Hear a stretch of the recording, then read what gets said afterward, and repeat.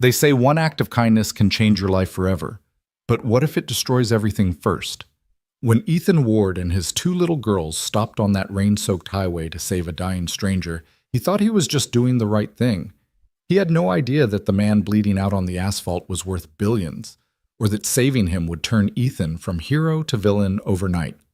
Stay with me until the end of this story and comment what city you're watching from. I want to see how far this journey takes us. The rain came down in sheets that Thursday night, the kind of relentless downpour that turned highways into rivers and made even the bravest drivers second-guess their journey. Ethan Ward gripped the steering wheel of his battered 2003 Ford pickup with both hands, his knuckles white against the cracked leather. The windshield wipers beat a steady rhythm, swish, swish, swish, but they were losing the battle against the deluge. "Daddy, I can't see anything," Grace said from the back seat, her 10-year-old voice tinged with worry. "It's okay, sweetheart," Ethan replied, though his own visibility was reduced to maybe 15 feet ahead. "We're almost home, just a few more miles." 7-year-old Lucy pressed her face against the rain-streaked window, her breath fogging the glass. "The sky looks angry," she whispered. Ethan couldn't disagree. The storm had rolled in fast and mean, the kind of weather that made the evening news and got meteorologists excited. He'd left the garage late. Mrs. Henderson's Buick had needed more work than expected, and now he was paying for it, navigating Route 47 in conditions that would make a submarine captain nervous. The girls had been troopers, waiting patiently at the shop while he worked. They always were. Ever since their mother, Sarah, had passed 3 years ago from cancer, the three of them had learned to be a team. Grace had stepped up in ways no 10-year-old should have to, helping Lucy with homework and making sandwiches when Ethan worked double shifts. Lucy, despite being the youngest, had developed an emotional wisdom that sometimes took Ethan's breath away. "Can we have mac and cheese when we get home?" Lucy asked, her voice hopeful. "The good kind? The one with the powder?" Grace added. Ethan smiled despite his exhaustion. "Yeah, baby girls. The good kind. With extra butter, just how you—" The words died in his throat. Through the curtain of rain, illuminated by a flickering streetlight that was barely hanging on, Ethan saw it. A black car, sleek and expensive-looking even in its destroyed state, wrapped around a metal utility pole like a broken toy. Steam or smoke, he couldn't tell which, rose from the crumpled hood. The driver's side door hung open at an odd angle. "Oh my God," Ethan breathed. "Daddy?" Grace's voice climbed an octave. Ethan's foot moved to the brake without conscious thought. The pickup's worn pads squealed in protest as they slowed. Through the rain, Ethan could make out a figure slumped halfway out of the vehicle, illuminated by the car's remaining functioning headlight. "Stay in the truck," Ethan commanded, already reaching for the door handle. "But Daddy," Lucy started. "Grace, lock the doors after me. Keep your sister safe. I'll be right back." Ethan pushed open the door and immediately the full force of the storm hit him. The rain was cold, needle-sharp, driven nearly horizontal by the wind. Within 3 steps, he was soaked through his work shirt, his steel-toed boots splashing through puddles that had formed in the uneven pavement. As he got closer to the wreck, details emerged from the darkness. The car was a Mercedes. Not just any Mercedes, but an S-Class, the kind that cost more than Ethan made in 3 years. Maybe 4. The front end was accordioned, the hood crumpled like paper. Glass glittered on the wet asphalt like scattered diamonds. The man was maybe in his 60s, silver-haired, wearing what had once been an expensive suit. Now it was torn and soaked with rain and blood. So much blood. It poured from a gash on his head and what looked like a serious wound in his side, mixing with the rainwater and spreading across the pavement in diluted crimson streams. "Sir!" Ethan shouted over the storm, dropping to his knees beside the man. "Sir, can you hear me?" The man's eyes fluttered open, pale blue, clouded with pain and confusion. His lips moved, but no sound came out. Ethan's mind raced, years of fixes and solutions flowing through his mechanic's brain. But this wasn't a car. This was a person, a dying person.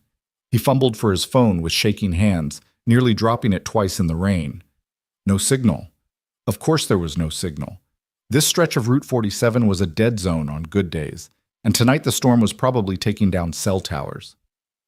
"Someone call 911!" Ethan screamed into the darkness, but the road stretched empty in both directions. No other cars. No help. Wait, there were people. Ethan squinted through the rain and saw them now, maybe 6 or 7 figures huddled under the awning of a closed gas station 30 feet away. They were watching. Several had their phones out, not calling for help, but recording. The blue glow of their screens reflected off the wet concrete. "Help me!" Ethan shouted at them. "Call an ambulance!" One man, young and wearing a designer jacket that probably cost more than Ethan's monthly rent, shrugged. "Already called, dude. They're on their way." "Well, come help me then." The man made a face like Ethan had suggested he jump into a pool of sewage. "Nah, man. Rich people got insurance for this kind of thing, not trying to catch a lawsuit." A woman beside him nodded, her phone still recording. "Besides, might be drunk driving. Don't want to get involved in that." Ethan felt a surge of anger so hot it cut through the cold rain. "He's bleeding out." But they just stood there, safe and dry and useless. The man on the ground made a wet, gurgling sound. His hand reached up weakly, grasping at nothing. Ethan looked down and saw the light fading from those pale blue eyes. He'd seen that look before, in his wife's eyes those final days in the hospital. That look of someone slipping away. "No," Ethan said firmly. "No, you're not dying on me tonight." He looked back at his truck. Through the rain-blurred windows, he could see 2 small faces pressed against the glass, watching their father. Grace had her arm around Lucy. Ethan made a decision. "Grace," he shouted. "Baby, I need you to be brave." The truck door flew open and Grace scrambled out, her pink raincoat immediately plastered to her thin frame. She ran to her father without hesitation. "What do we do?" she asked, her young voice steady despite the fear in her eyes. "The first aid kit in the glove box. Bring it to me, and the emergency blanket." Grace turned and splashed back to the truck. Through the window, Ethan could see Lucy starting to climb out too. "Lucy, no! Stay in the truck, baby!" But Lucy was already out, her smaller raincoat bright yellow against the darkness. She ran to her father and sister, her sneakers squelching in the puddles. "I want to help too," she said, and Ethan heard Sarah in her voice. That stubborn determination that meant arguing was pointless. "Okay," he said, swallowing hard. "Okay, both of you listen carefully." Grace returned with the first aid kit, a small red box Ethan had always kept stocked because you never knew when you'd slice your hand on an engine part. It had bandages, antiseptic, and some gauze. Nowhere near enough for what they were facing, but it was something. Ethan tore open his work shirt, buttons flying, fabric ripping, and pressed it against the worst wound, the one on the man's side. The shirt turned red almost immediately. Grace opened the gauze packs, all of them. "Lucy, hold his hand and talk to him. Don't let him close his eyes, baby. Keep him awake." "What do I say?" Lucy's voice trembled. "Anything. Everything. Just keep him here with us." Lucy knelt in the spreading pool of rainwater and blood, seemingly unaware of either, and took the man's hand in both of hers. Her small fingers wrapped around his larger ones, and she leaned close to his face. "Hi," she said softly. "My name is Lucy. Lucy Ward. What's your name?" The man's lips moved. Charles." "Charles," Lucy repeated like she was committing it to memory. "That's a nice name. My grandpa was named Charles. I never met him, but Daddy says he was really brave." "Are you brave, Charles?" Grace worked beside her father, her small hands surprisingly steady as she opened package after package of gauze. Ethan pressed them against the wounds, one after another, watching them turn red, trying desperately to slow the bleeding. "You're gonna be okay," Lucy continued, her voice taking on a sing-song quality, like she was telling a bedtime story. "My daddy fixes everything, cars, our washing machine, my bike when the chain came off. He fixed our house when the pipes broke and water went everywhere. He even fixed my teddy bear when the stuffing came out. He's really, really good at fixing things." "That's right," Ethan murmured, not even sure if the man could hear him. "Just hang on, Charles. Help is coming. You're going to be fine." But would he? Ethan had no idea. The man had lost so much blood. His skin was waxy and pale, his breathing shallow and irregular. How long did it take for an ambulance to arrive? 5 minutes? 10? 20 in this storm? "Tell me about your teddy bear," Charles whispered, so quietly that Ethan almost missed it. Lucy's face lit up. "His name is Mr. Buttons. He's brown and soft, and he only has one eye now because I loved it too much and it fell off. But Daddy says that just means he's been loved properly. Do you have a teddy bear, Charles? Had one long time ago. What was his name? Winston. My mother? She made it? That's beautiful, Lucy said, and there were tears mixing with rain on her cheeks now, but her voice stayed strong. I bet Winston was really special. Did you take him everywhere? Everywhere, until I got too old. You're never too old for teddy bears, Lucy said firmly. That's what Mommy used to say. She said teddy bears help us remember that it's okay to need comfort and love no matter how big we get. Ethan felt something break in his chest. He'd forgotten Sarah had said that. He'd forgotten so many little things she'd said, and here was Lucy, keeping those words alive. Your mommy sounds wise, Charles breathed. She was. She's in heaven now, but she still helps us, I think. She sends us signs sometimes, like rainbows and stuff. Grace finished with the gauze and pressed her father's jacket against the head wound. The bleeding is slowing down, she said quietly to Ethan, and he heard the question in her voice. Is that good or bad? It could mean the bleeding was under control, or it could mean the man's heart was giving up, too weak to pump anymore. You're doing great, Grace. Just keep pressure there. Gentle but firm. The three of them worked in the rain, a strange tableau in the middle of an empty highway. A mechanic and his two daughters, fighting death with nothing but first aid supplies and determination. Time became elastic. Seconds stretched into hours. Hours compressed into moments. Lucy kept talking, telling Charles about her school, about her favorite color, purple, about the stray cat that sometimes came to their back porch, and how they named him Whiskers even though they weren't allowed to keep him. Grace kept pressure on the wounds, her young face set in concentration. Ethan rotated through the bandages, checking Charles's pulse every few seconds. Weak, but there. Still there. From under the awning, the onlookers continued to watch and record. Ethan could hear their murmurs, their commentary. Those kids shouldn't be out there. What kind of father puts his daughters in danger like that? It's for the cameras, obviously, trying to go viral. Someone should call CPS. Ethan blocked them out. Let them talk. Let them judge. Right now, nothing mattered except keeping Charles alive until help arrived. I can hear something, Grace said suddenly, tilting her head. At first, Ethan heard nothing over the rain. Then, faint but growing stronger, sirens. Hold on, Charles, Lucy whispered urgently. Help is coming. You just got to hold on a little bit longer. The sirens grew louder. Red and white lights began to strobe through the rain, throwing wild shadows across the road. An ambulance pulled up, followed by a police car. Doors flew open and paramedics rushed out, their movements quick and professional. Step back, sir, one of them said, a young black woman with kind eyes. We've got him now. Ethan didn't want to let go. His hands were covered in blood, his shirt was ruined, and for the past 10 minutes this stranger's life had been his sole responsibility. Letting go felt like giving up. Sir, the paramedic said more firmly, you did good, but we need space to work. Ethan nodded and pulled back, gathering his daughters to him. They were soaked, shivering, Lucy still clutching Charles's hand until the last possible second. The paramedics swarmed the man with practiced efficiency. IV lines, oxygen, rapid-fire medical terminology that Ethan couldn't follow.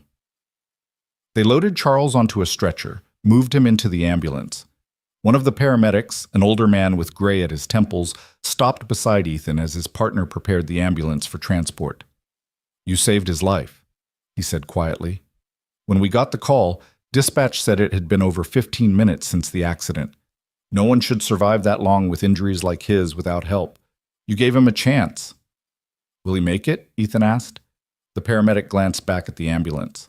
I don't know, but he wouldn't have had any chance at all without you. He looked at Grace and Lucy, their small forms pressed against their father. Brave kids you got there. The bravest, Ethan agreed.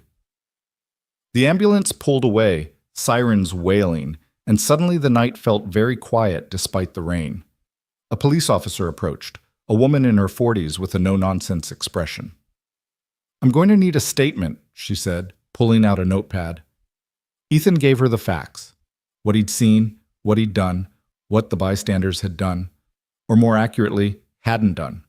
The officer wrote it all down, her expression never changing, though Ethan thought he saw a flicker of something, disgust maybe, when she glanced over at the onlookers who were now dispersing, their entertainment over. "You did a good thing tonight, Mr. Ward," she said when they were finished. "A lot of people wouldn't have stopped." "A lot of people didn't stop," Ethan replied, more bitterly than he'd intended. The officer nodded. "Yeah, I saw." She tucked her notepad away. "Get those girls home and warm. They've seen enough tonight." Ethan gathered his daughters and shepherded them back to the truck. Grace climbed in first, helping Lucy up. Both of them were shaking now, shock and cold setting in. Ethan turned the heat on full blast and pulled out the emergency blankets from behind the seats, wrapping one around each girl. "Daddy," Lucy said, her teeth chattering, "is Charles going to be okay?" "I don't know, baby, but we did everything we could." "Will we ever see him again?" Grace asked. Ethan thought about the expensive car, the designer suit, the world of wealth and privilege that Charles clearly came from. Their world and Ethan's world didn't intersect. This was a moment out of time, a collision of circumstances that would never be repeated. "Probably not, sweetheart, but that's okay. We didn't help him to get anything back. We helped him because it was the right thing to do." "Because that's what Mommy would have done," Lucy said, and it wasn't a question. "Yeah," Ethan said softly, his throat tight. "That's exactly what Mommy would have done." He put the truck in gear and pulled back onto the highway. In the rearview mirror, he could see the wreckage receding, the broken streetlights still flickering over the scene.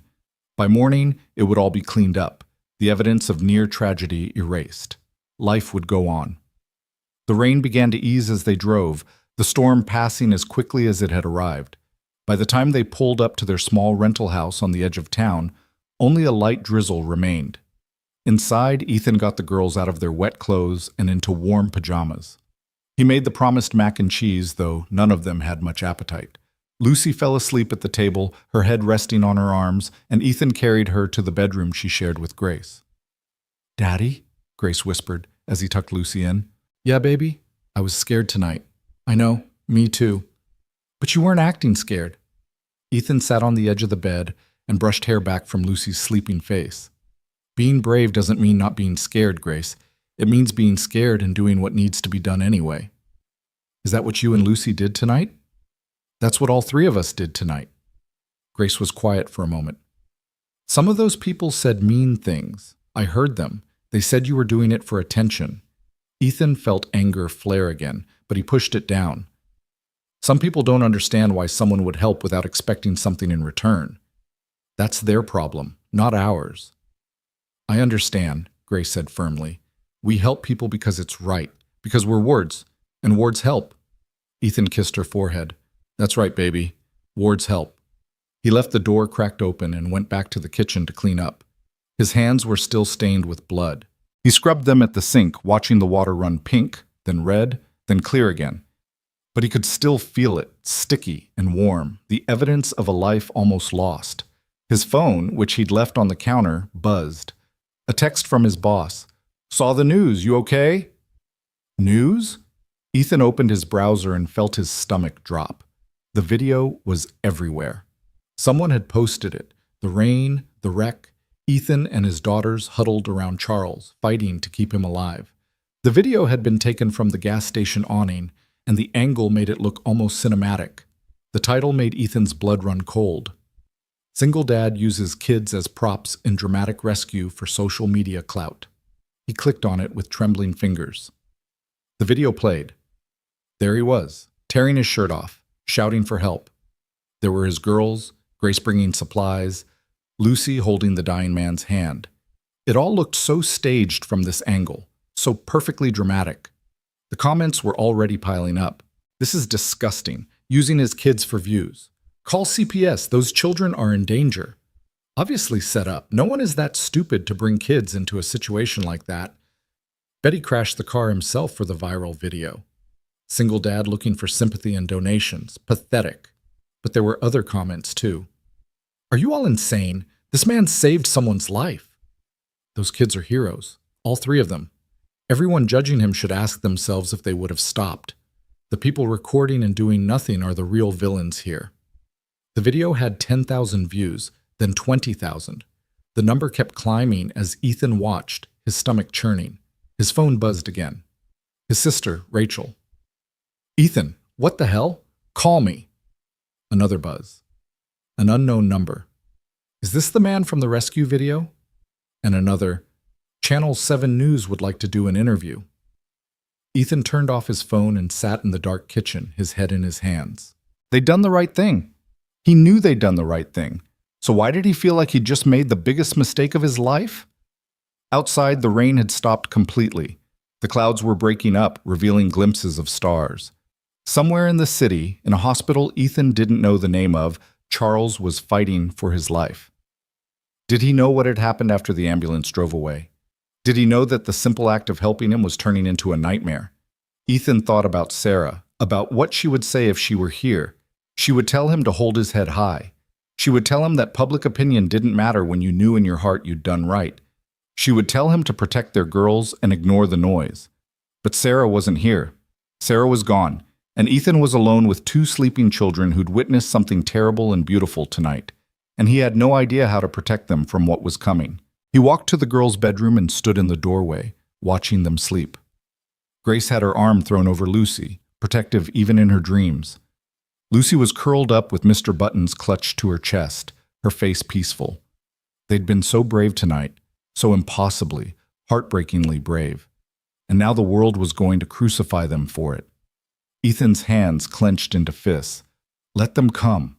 Let them judge and criticize and tear him apart on social media. He would take it all if it meant his girls were safe. He would be their shield, the way he'd been taught by Sarah, the way his own father had been for him and his brother Daniel before. Ethan stopped, his breath catching. Daniel. He hadn't thought about his older brother in months, maybe longer.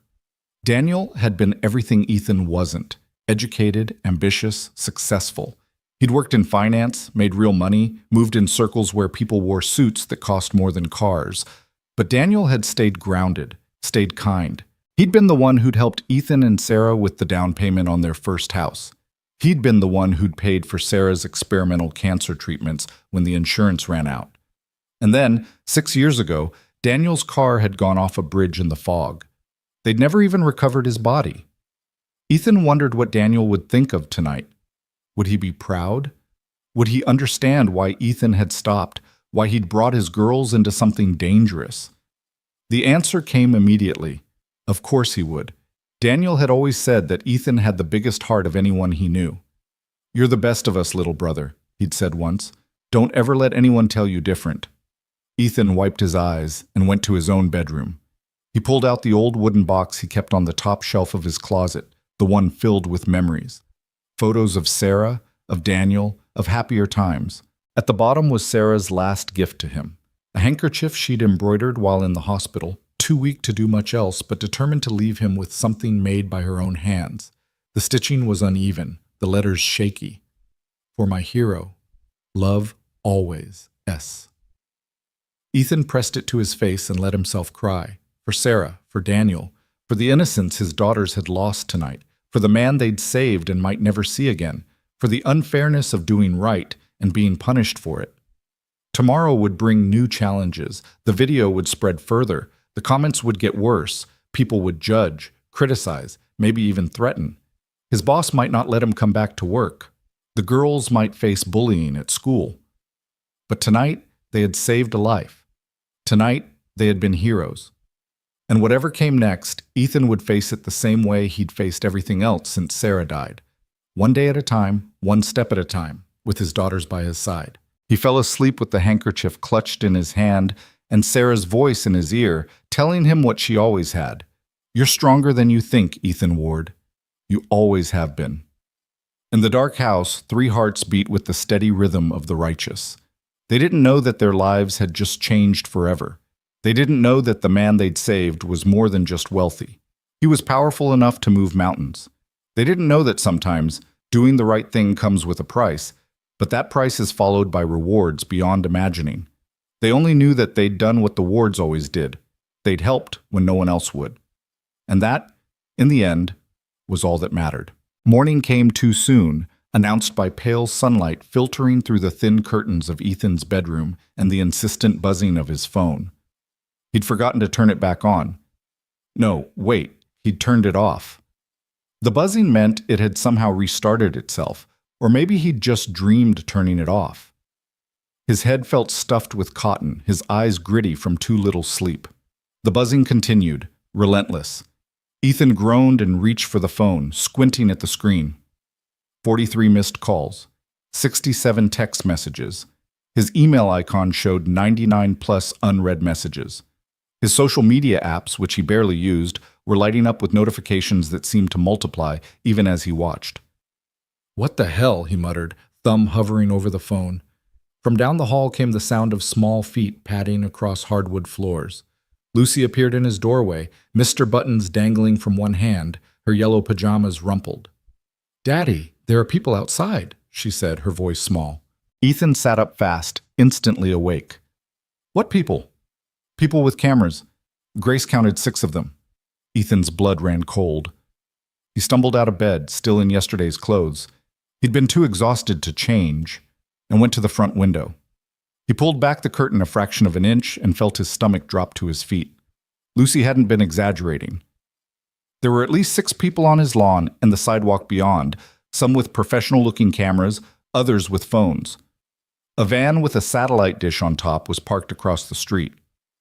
As Ethan watched, a woman in a red blazer checked her makeup in a compact mirror while a man adjusted a camera on his shoulder. "Daddy?" Lucy's hand slipped into his. "What do they want?" Before Ethan could answer, Grace appeared, already dressed in jeans and a sweater. She looked worried but determined, so much older than 10. "They've been there since I woke up," she said. "I looked them up on the iPad. They're reporters. From the news." Ethan's phone buzzed again. He looked down at the screen. A text from an unknown number. "Mr. Ward, this is Melissa Chang from Channel 7. We'd like to speak with you about last night's heroic rescue. Can you come out for a brief interview?" Another buzz. "Ethan, it's Tom from The Record. We're running a front-page story. Would love your perspective." And another. "NBC wants to fly you and your daughters to New York for Good Morning America." "This is insane," Ethan breathed. "What do we do?" Grace asked, and for the first time since last night, he heard fear in her voice. Ethan's mind raced. He needed to get the girls to school, needed to get to work, needed to live his life. But how could he do any of that with cameras pointed at his front door? "Okay," he said, forcing calm into his voice. "Here's what we're going to do. You two get dressed and have breakfast. I'm going to go out there and talk to them, ask them to leave." "What if they don't?" Lucy asked. "Lucy's, they will. They have to. This is our property." But even as he said it, Ethan wasn't sure he believed it. He pulled on a clean shirt, ran his fingers through his hair, not that it helped much, and steeled himself. Before opening the door, he knelt down in front of his daughters. "Whatever happens out there, whatever they say or ask, remember this. We did the right thing last night. We helped someone who needed it. That's all that matters." Grace nodded seriously. Lucy threw her arms around his neck and squeezed tight. "You're the best daddy," she whispered. Ethan's throat constricted. He kissed the top of her head and stood up. Then he opened the door. The effect was immediate. Every camera swiveled toward him. The woman in the red blazer plastered on a smile and rushed forward, her cameraman scrambling to keep up. "Mr. Ward, Melissa Chang, Channel 7 News. Can you tell us about last night's dramatic rescue?" "How did you know to stop?" shouted another reporter. "Were you scared for your daughter's safety? Is it true the victim was a millionaire?" The questions came rapid fire, overlapping, a wall of sound that made Ethan's head spin. He held up his hands. "Please," he said, and was surprised when they actually quieted down. "Please, I need you all to leave. My daughters have school, I have work, and we need privacy." "Just a few questions, Mr. Ward," Melissa Chang said, her smile never wavering. "The public is calling you a hero. How does that feel?" "I'm not a hero. I just helped someone who needed it. Anyone would have done the same." "But anyone didn't," said a male reporter from the back. "Our footage shows at least 7 people standing by and doing nothing." "Why do you think you were the only one who stopped?" Ethan felt heat rising in his chest. You'd have to ask them that. Some people online are saying you staged the whole thing for attention, Melissa Chang said, and though her tone stayed pleasant, Ethan caught the glint in her eye. This was the question she'd really wanted to ask. How do you respond to those accusations? That's ridiculous, Ethan said flatly. I didn't even know anyone was filming until after the ambulance left. But you did bring your young daughters into a dangerous situation. Some child welfare advocates are calling for an investigation. Ethan's hands clenched into fists. My daughters helped save a man's life. They were brave and compassionate, and I'm proud of them. So you don't regret putting them at risk? I regret that we live in a world where people would rather film someone dying than help them, Ethan snapped. Now please, get off my property. He turned and went back inside, closing the door firmly. His hands were shaking. Through the window, he could see the reporters conferring, but to his relief, they began packing up their equipment. The van with the satellite dish pulled away. Within 10 minutes, his lawn was empty again. But the damage was done. Ethan could feel it, a cold certainty settling in his gut. He made breakfast on autopilot, scrambled eggs and toast, Lucy's favorite, while the girls ate quietly. Grace kept glancing at her phone, her expression growing more troubled. Grace, what is it? Ethan finally asked. She bit her lip, then turned the phone toward him. On the screen was a news article. Hero or reckless? Single fathers rescue sparks debate on child safety. Ethan skimmed the article, his stomach churning with each paragraph. The writer had interviewed a child psychologist who expressed deep concern about exposing children to trauma. A lawyer discussed potential negligence charges. An anonymous source, probably one of the people from the gas station, claimed Ethan had been showing off for the cameras. It's not fair, Grace said, her eyes shining with tears. You were helping. We were helping. Why are they being so mean? Ethan sat down beside her and pulled her close. Sometimes people don't understand things they didn't experience themselves. They make judgments from safety, without knowing what it felt like to be there in that moment. But we know, Lucy said fiercely. We know the truth. That's right, baby, and that's what matters. Ethan's phone rang. He glanced at the screen. Dave's auto repair. His boss. I need to take this, he said, stepping into the other room. Hello? Ethan. Dave's voice was tight, uncomfortable. We need to talk. Dave, if this is about the cameras are just the start, buddy. I've been getting calls all morning. Customers asking if you're the guy from the video. Some want to shake your hand. Others? He trailed off. Others what? Dave sighed. Others are saying they don't want someone with questionable judgment working on their cars. Mrs. Peterson called and canceled her appointment. So did the Johnsons. 3 more left messages saying they're taking their business elsewhere. Ethan closed his eyes. Dave, I saved a man's life. I know that. And personally, I think what you did was incredible. But Ethan, I'm running a business here. I can't afford to lose customers because of controversy. So what are you saying? I'm saying take a few days off. Let this blow over. Once the news cycle moves on to something else, everything will go back to normal. And if it doesn't blow over? The silence on the other end spoke volumes. Just take the week off, Ethan. Paid. We'll reassess next Monday. The line went dead. Ethan stood there, phone pressed to his ear, listening to nothing. Paid leave. That was something, at least. But the unspoken threat hung in the air. If the controversy didn't die down, he'd be out of a job. He returned to the kitchen to find Grace packing Lucy's lunch with mechanical efficiency. Both girls watched him with worried eyes. Everything okay, Daddy? Lucy asked. Ethan forced a smile. Everything's fine. Change of plans. I'm off work this week, which means I get to drive you to school. The drive to Riverside Elementary was tense. Ethan kept checking the rearview mirror, half expecting to see reporters following them, but the streets remained clear. The girls were quieter than usual, staring out the windows. As they pulled into the school parking lot, Ethan saw clusters of parents standing together, talking in low voices. Several of them turned to stare as his truck rumbled past. A few smiled and waved. Others whispered behind their hands, their expressions judgmental. Want me to walk you in? Ethan offered, but Grace shook her head. We'll be okay, Daddy. Lucy hugged him tight before sliding out of the truck. Love you, Daddy. Love you too, baby girls. Both of you. If anyone gives you trouble, you call me immediately, okay? They nodded and headed toward the entrance, Grace's arm protectively around Lucy's shoulders.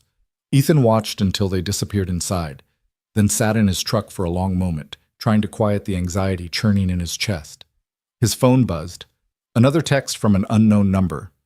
You don't know me, but I was at the gas station last night. I'm sorry I didn't help. You shamed me into being a better person. Thank you. Ethan stared at the message, something warm flickering in his chest. Then another text arrived.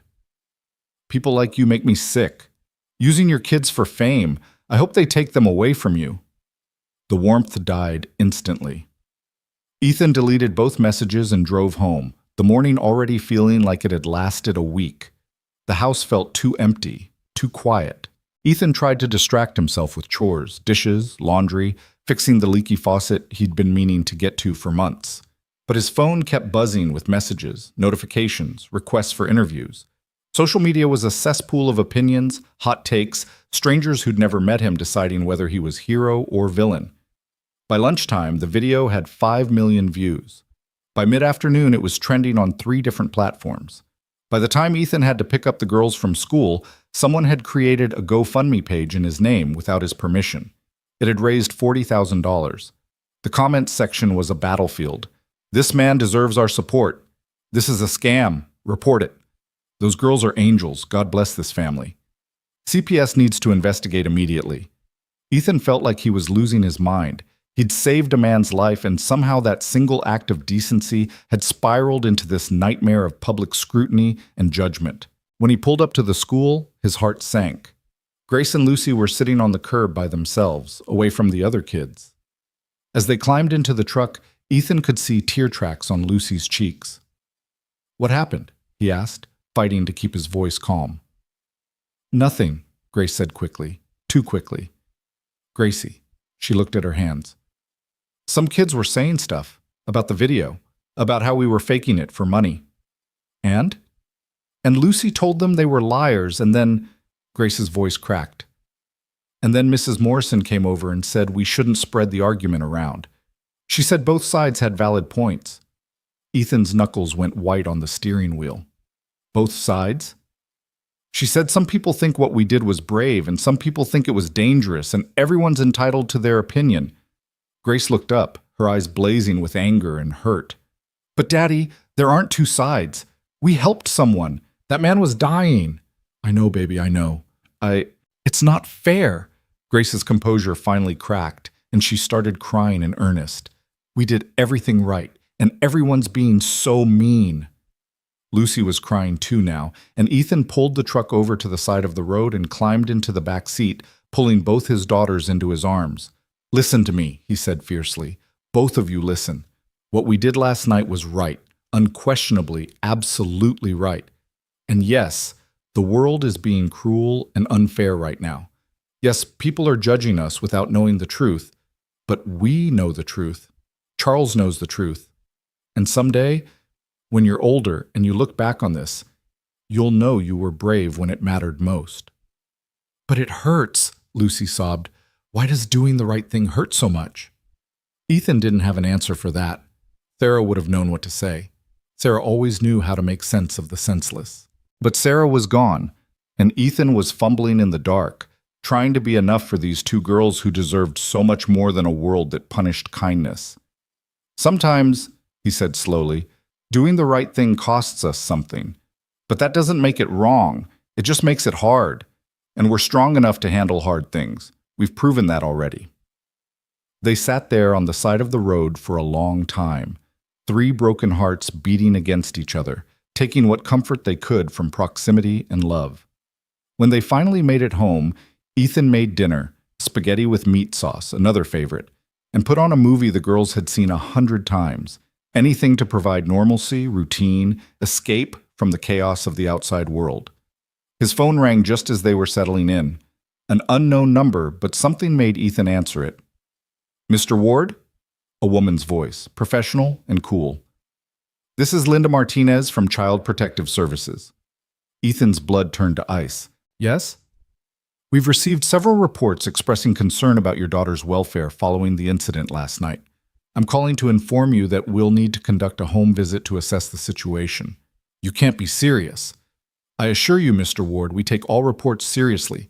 This is standard procedure. My daughter's helped save a man's life. Ethan's voice rose despite his efforts to stay calm. There's nothing to assess. Nevertheless, we have protocols to follow. I can schedule a visit for tomorrow afternoon if that works for you. And if I say no, then we'll have to escalate the matter. I'm sure you don't want that, Mr. Ward, for your daughter's sake. The implied threat was clear. Ethan closed his eyes and counted to 10. Tomorrow afternoon is fine. Excellent. I'll see you at 2 o'clock. Please ensure both children are present. The line went dead. Ethan stood there, phone in hand, feeling like the ground was crumbling beneath his feet. CPS. They were sending Child Protective Services because he'd saved a man's life, because he'd taught his daughters compassion and courage. He wanted to scream. He wanted to punch something. Instead, he took a deep breath and rejoined his girls on the couch, sliding between them and pretending everything was fine, that his world wasn't falling apart piece by piece. That night, after the girls were asleep, Ethan sat at the kitchen table with his laptop and did something he'd been avoiding. He read the comments, all of them, the good, the bad, the ugly, the outright vicious. This man is a saint. This man is a fraud. Those girls are heroes. Those girls are being exploited. I wish more people were like the Ward family. I wish people like the Ward family would stop attention-seeking. The comments went on, thousands of them, everyone with an opinion about people they'd never met, a situation they'd never experienced, a choice they'd never had to make. But then Ethan saw something that made him pause. A comment from someone with the username @MikeSullivanNYC. I was the paramedic on scene last night. What this family did was extraordinary. The victim was minutes from death. Without their intervention, I'd be writing a very different kind of report today. To everyone judging, shame on you. Another comment from @RNJessica. I'm a trauma nurse. I've seen trained professionals freeze in situations like this. These children showed more courage and composure than most adults ever will. And another, @Dr. Patel cardiologist here. This wasn't reckless. This was life-saving. Every second counted, and this father made the right call, bringing all available hands to help, even small ones. There were more like these, scattered among the vitriol. Doctors, nurses, first responders, people who actually understood trauma and emergency response, defending Ethan's actions. It wasn't much, but it was something. Ethan was about to close the laptop when a new notification popped up, a friend request on Facebook from someone named Margaret Avery. The profile picture showed an elegant older woman with silver hair and kind eyes. Ethan almost ignored it. He'd gotten dozens of friend requests from strangers today, but something made him click on it. The message attached to the request read, Mr. Ward, you don't know me, but you saved my husband's life last night. His name is Charles Avery. He's in surgery now, but the doctors say he's going to survive because of you and your daughters. I don't have adequate words to thank you. If there's anything I can do, anything at all, please let me know. With eternal gratitude, Margaret. Ethan read the message 3 times, his vision blurring with tears. Charles had survived the night. He'd made it to surgery. He was going to live. Ethan typed back with shaking hands. Mrs. Avery, I'm so glad your husband is okay. That's all the thanks we need. Please tell him we're thinking of him and wishing him a full recovery. Take care, Ethan Ward. He hit send and closed the laptop. Tomorrow would bring new challenges, the CPS visit, more scrutiny, more judgment. But tonight, knowing that Charles was alive, made it all bearable. Ethan went to check on his daughters one more time before bed. They were tangled together in Grace's bed, having given up on sleeping separately. Lucy clutched Mr. Buttons. Grace had her arm thrown protectively over her sister. Their faces were peaceful in sleep, innocent despite everything. Ethan kissed each of their foreheads and whispered, I love you both more than anything in this world. Then he went to his own room, pulled out Sarah's handkerchief, and allowed himself 5 minutes to cry for the unfairness of it all. 5 minutes to be weak and scared and overwhelmed. When the 5 minutes were up, he dried his eyes and went to bed. Tomorrow he would be strong again. Tomorrow he would face whatever came with his head high and his daughters protected. Tomorrow he would prove that doing the right thing wasn't a mistake, no matter what the world said. But tonight, in the dark quiet of his bedroom, Ethan Ward was just a man who missed his wife, worried about his children, and wondered how saving a life had somehow become a crime in the court of public opinion. He fell asleep with his phone in his hand and woke 3 hours later to another notification. The GoFundMe, the one he hadn't authorized, had been taken down. But someone had started another one, this time with a video message from one of the paramedics confirming that Ethan's actions had indeed saved Charles's life. This one was clearly labeled as unauthorized but supportive, with all proceeds to be donated to a children's hospital if Ethan refused them. It had already raised $60,000. Ethan didn't know whether to laugh or cry. He did neither, just stared at the ceiling until dawn crept through his windows, bringing with it a new day and new battles to fight. The morning brought an unexpected visitor. Ethan was making breakfast when he heard a car pull up outside. He glanced out the window and saw a police cruiser. His stomach dropped, but then he recognized the officer climbing out. It was the same woman who'd taken his statement last night. She knocked on the door, and Ethan answered it with Grace and Lucy peering around his legs. "Officer." Ethan realized he didn't know her name. "Ramirez," she supplied. "Sarah Ramirez. May I come in?" Ethan hesitated, then stepped aside. Grace pulled Lucy back to give the officer room. Officer Ramirez looked around the modest living room, clean but worn, furnished with secondhand couches and a coffee table held together with wood glue. Her gaze lingered on the photos on the wall. Ethan and Sarah on their wedding day, the girls as babies, family moments frozen in time. "Mr. Ward, I'm not here officially," she said. "I wanted to check on you and your daughters after everything that's happened." "We're managing," Ethan said carefully. "I've been a cop for 20 years, Ramirez continued. "I've seen a lot of accidents, a lot of people refusing to get involved. What you did last night was remarkable. All three of you." She looked at Grace and Lucy. "You should be proud." "Thank you," Grace said quietly. Ramirez turned back to Ethan. "I also wanted to warn you. The media circus is going to get worse before it gets better. Some of my colleagues are fielding calls from people demanding we investigate you for child endangerment." "CPS is already coming this afternoon," Ethan admitted. "I know. And for what it's worth, I filed a very detailed report making it clear that your actions were appropriate and necessary. I also included statements from the paramedics and—" She paused, seeming to weigh her words. "And from Mr. Avery's legal team." "His legal team contacted you?" "They've been very thorough. They want to make sure you're protected from any fallout." Ramirez pulled a business card from her pocket. "This is the number for Mr. Avery's head of security. He asked me to give it to you. If you're harassed by media or anyone else, call him." Ethan took the card, overwhelmed. "I don't understand. We were just helping." "I know, but apparently Mr. Avery is a very influential man, and he takes care of people who take care of him." Ramirez smiled slightly. "Between you and me, I think you're about to find out that doing the right thing sometimes does pay off." After she left, Ethan stared at the business card. Marcus Webb, Director of Security, Avery Holdings. The number beneath was printed in raised lettering, the card itself made of some expensive-feeling material. "Who's Mr. Avery?" Lucy asked. "The man we helped, baby. His first name is Charles, remember? And he has security people?" Grace's eyes were wide. "Apparently." The morning continued its surreal trajectory. Ethan decided to keep the girls home from school. He couldn't bear to send them back to face more judgment and questions. Instead, they made cookies together, played board games, tried to reclaim some sense of normalcy. At noon, Ethan's phone rang with yet another unknown number. He almost didn't answer, but something made him pick up. "Mr. Ward? This is Marcus Webb. Officer Ramirez gave you my card?"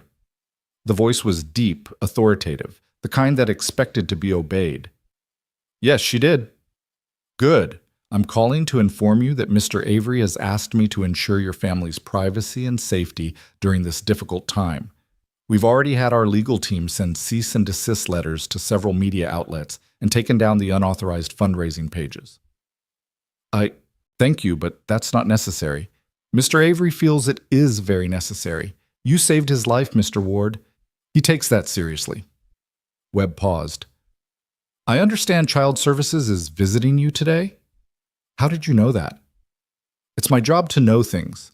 Our legal team has prepared documentation from the paramedics, emergency room doctors, and trauma specialists, all stating that your actions were medically appropriate and likely life-saving.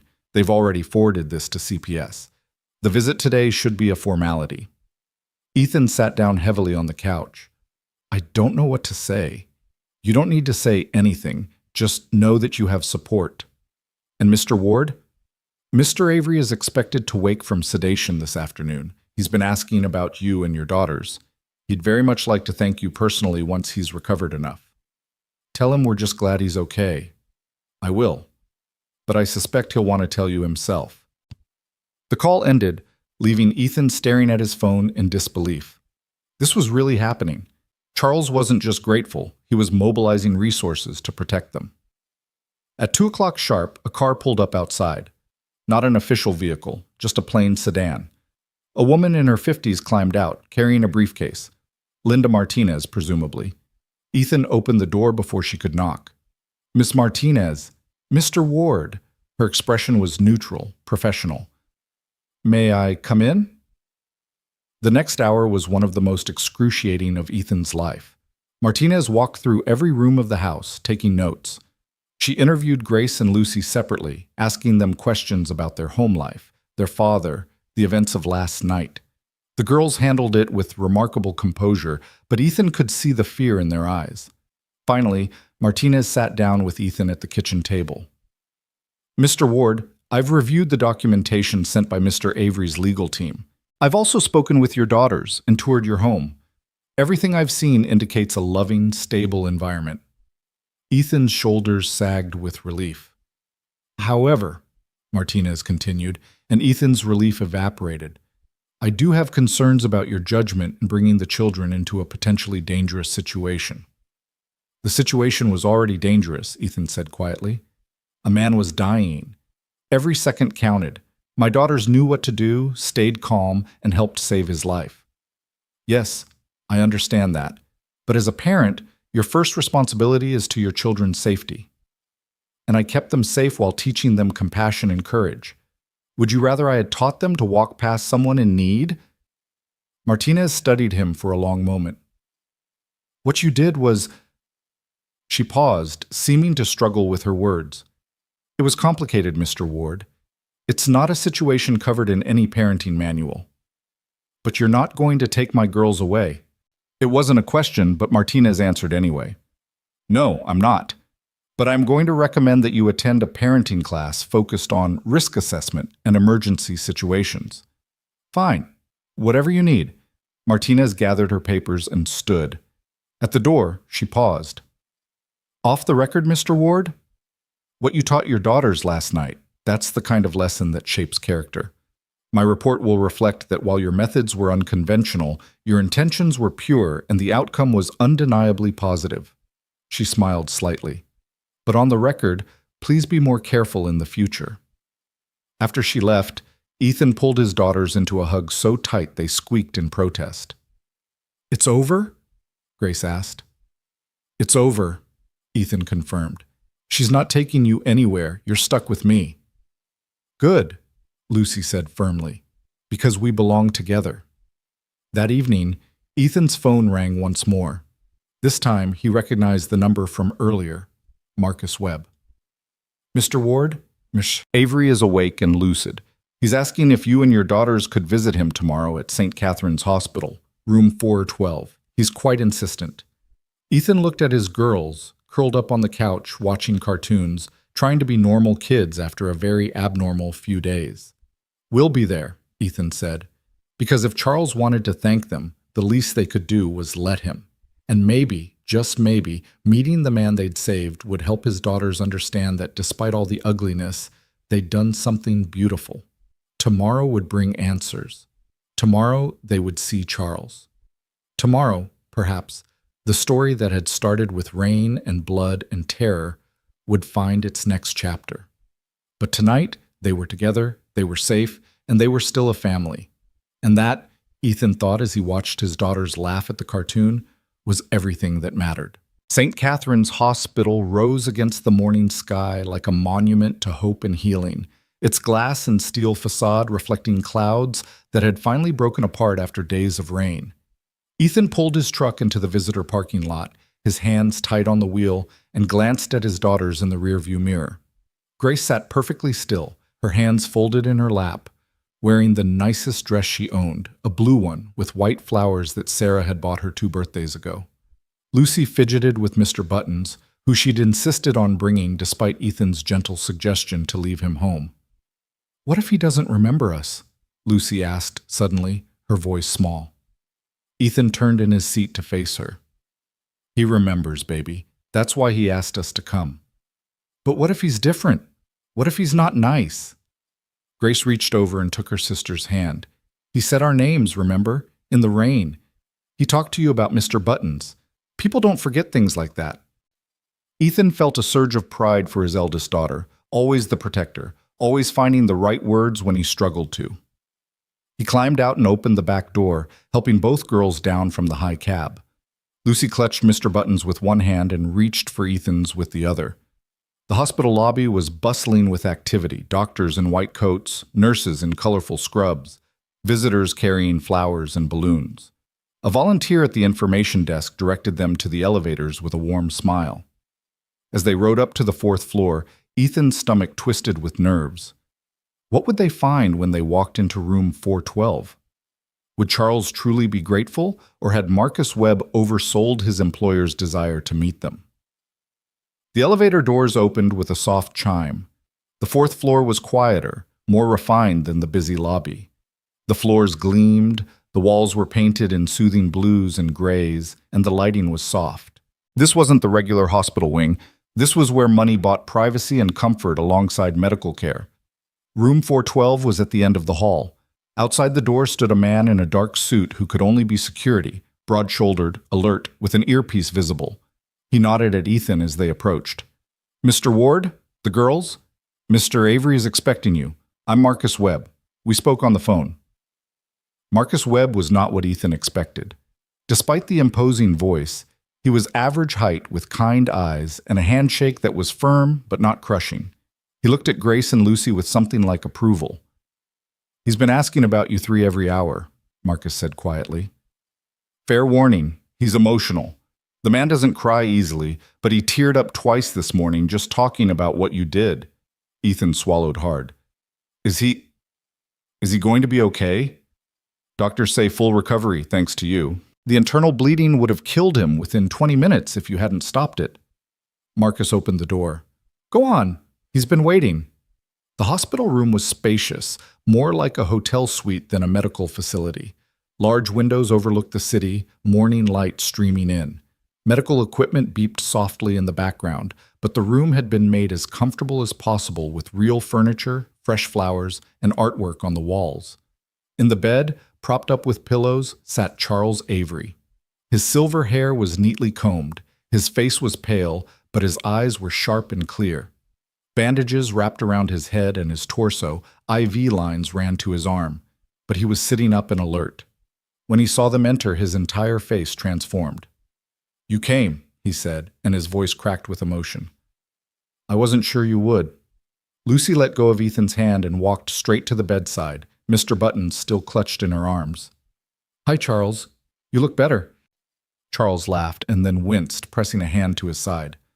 "Much better than the last time you saw me, I hope, though the bar was rather low." Grace hung back slightly, uncertain, but Charles extended his hand toward her. "Grace, isn't it? The one who brought the first aid supplies?" "Yes, sir," Grace said quietly, stepping forward to shake his hand. "No sirs here. I'm Charles. Just Charles." He looked at Ethan, and tears filled his eyes. "And you're Ethan, the man who tore off his shirt and refused to let me die." Ethan felt his own throat tighten. "I'm glad you're okay." "Okay? Mr. Ward, Ethan, I'm alive because of you, because you stopped when no one else would, because you brought your daughters into the rain and the blood and the chaos and taught them what it means to be human." Charles's voice shook. "Do you have any idea what that means to me? We just did what anyone should have done. But anyone didn't do it. Charles's voice rose, passionate. I lay there dying while people filmed me like I was entertainment.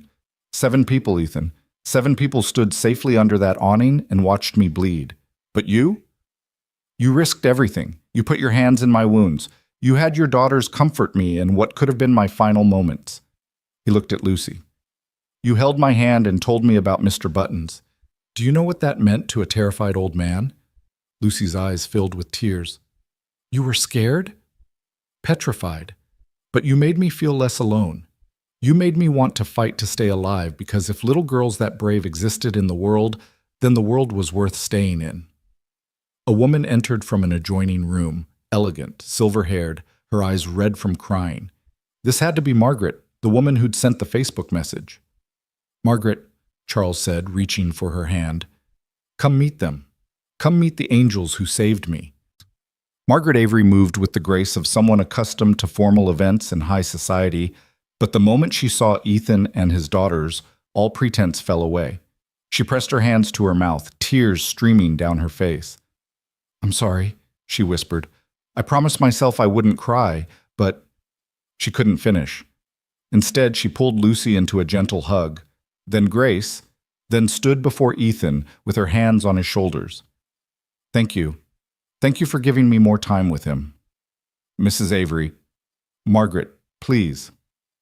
Margaret, we're just grateful he's okay. Just grateful, Charles repeated with a slight smile. As if that's a small thing. Ethan, I need you to understand something. I'm 63 years old. I've built companies, made fortunes, met presidents and kings. None of that matters. None of that means anything compared to what you gave me. More life. More time with my wife, my children, my grandchildren. You gave me everything. He reached for something on the bedside table, an envelope, thick and cream-colored. His hands shook slightly as he held it out to Ethan. Please, take this. Ethan didn't move. Charles, we didn't help you for money. I know that. That's precisely why I want you to have it. Charles's voice was gentle but firm. Please, open it. Ethan took the envelope with reluctance. Inside was a check. He looked at the amount and nearly dropped it. $50,000. I can't accept this, Ethan said immediately, trying to hand it back. You can and you will, Charles said, because this isn't charity, Ethan. This is gratitude. This is me trying, inadequately, to express what your courage means to me. But it's too much. Too much? Charles's laugh was bitter. Too much, Ethan? I would have paid every penny I own for another day of life. $50,000 is nothing. It's an insult, frankly, but Margaret convinced me that offering more might offend you. Margaret nodded. We wanted to give you $1 million, but Marcus advised us to start smaller. Ethan felt dizzy. $1 million. They'd considered giving him $1 million. I have a good job, he managed. I provide for my girls. I know you do. Marcus's background check was very thorough. You ran a background check on me? Charles had the grace to look slightly embarrassed. Forgive me. Old habits. When you build the kind of businesses I've built, you learn to be cautious, but what I learned about you only deepened my gratitude. He looked at Grace and Lucy. Single father for 3 years. Wife died of cancer, working double shifts to keep your family afloat. Never missed a rent payment. Never let your daughters go without. Somehow always finding money for school supplies and birthday presents, even when it meant you went hungry. His voice broke. You're a good man, Ethan Ward, the kind of man this world needs more of. How do you know all that? Ethan asked, feeling exposed. Because I needed to understand the man who saved me. And what I learned, Charles paused, gathering himself. What I learned is that you reminded me of someone I lost a long time ago. The room fell silent except for the soft beeping of monitors. Margaret placed her hand on her husband's shoulder, a gesture of support. Your brother, Charles said quietly. Daniel Ward. He worked for me 15 years ago. Ethan's world tilted. You knew Daniel. Knew him. Ethan, he built my first company with me. We started Avery Holdings together, his financial genius and my capital. He was more than an employee. He was my friend, my partner. And when he died, Charles's voice broke completely. When he died, a part of me died with him. Ethan couldn't speak. He'd known Daniel had worked in finance, had been successful, but he'd never known the details. After Daniel died, it had been too painful to dig into his life, to see all the things he'd accomplished that Ethan never would. Daniel talked about you constantly, Charles continued. His little brother, the mechanic with the biggest heart. He was so proud of you, Ethan. He said you understood people in a way he never could, that you had the courage to care when caring was hard. Tears streamed down Ethan's face now, and he didn't bother wiping them away. He never told me he worked with you. He wanted to. He was planning to bring you into the business, actually. He said you were wasted fixing cars, that your real gift was understanding what people needed and finding ways to give it to them. Charles leaned forward, intense despite his injuries. And then I saw you in that rain, and it was like Daniel was there again, the same selflessness, the same refusal to look away from suffering. You're your brother's brother, Ethan, and helping you, helping your daughters, it's the least I can do to honor his memory. Grace tugged on Ethan's sleeve. Daddy, you never told us Uncle Daniel knew Mr. Charles. I didn't know, baby. Lucy looked at Charles with her head tilted. Did Uncle Daniel have a teddy bear too? The question was so innocent, so perfectly Lucy, that it broke the tension. Charles laughed through his tears. He did, actually, a ridiculous thing called Professor Snuggles. He kept it in his office, said it helped him think through complex problems. See? Lucy said to Ethan triumphantly. Uncle Daniel was never too old for teddy bears. Margaret wiped her eyes and smiled. Your daughters are remarkable, Ethan. Truly remarkable. They are, Ethan agreed, pulling both girls close. They're everything good that Sarah and I ever did. Sarah, Charles repeated, your wife. I'm sorry I never got to meet her. She would have liked you, Ethan said. She always said Daniel's boss must be special because Daniel never spoke badly of work. He loved what he did. The feeling was mutual. Daniel made coming to work a joy. Charles looked at the check still in Ethan's hand. Please take it. Not as payment. You can't pay someone for saving your life. Take it as a gift from one family to another. Use it to make things easier for these incredible girls. Pay off debts, fix your truck, take a vacation, whatever you need. Ethan looked at the check, at his daughters, at Charles and Margaret watching him with such hope in their eyes. $50,000. It was more money than he'd ever held at once. It could change their lives, catch up on bills, fix the roof, maybe even start a college fund for the girls.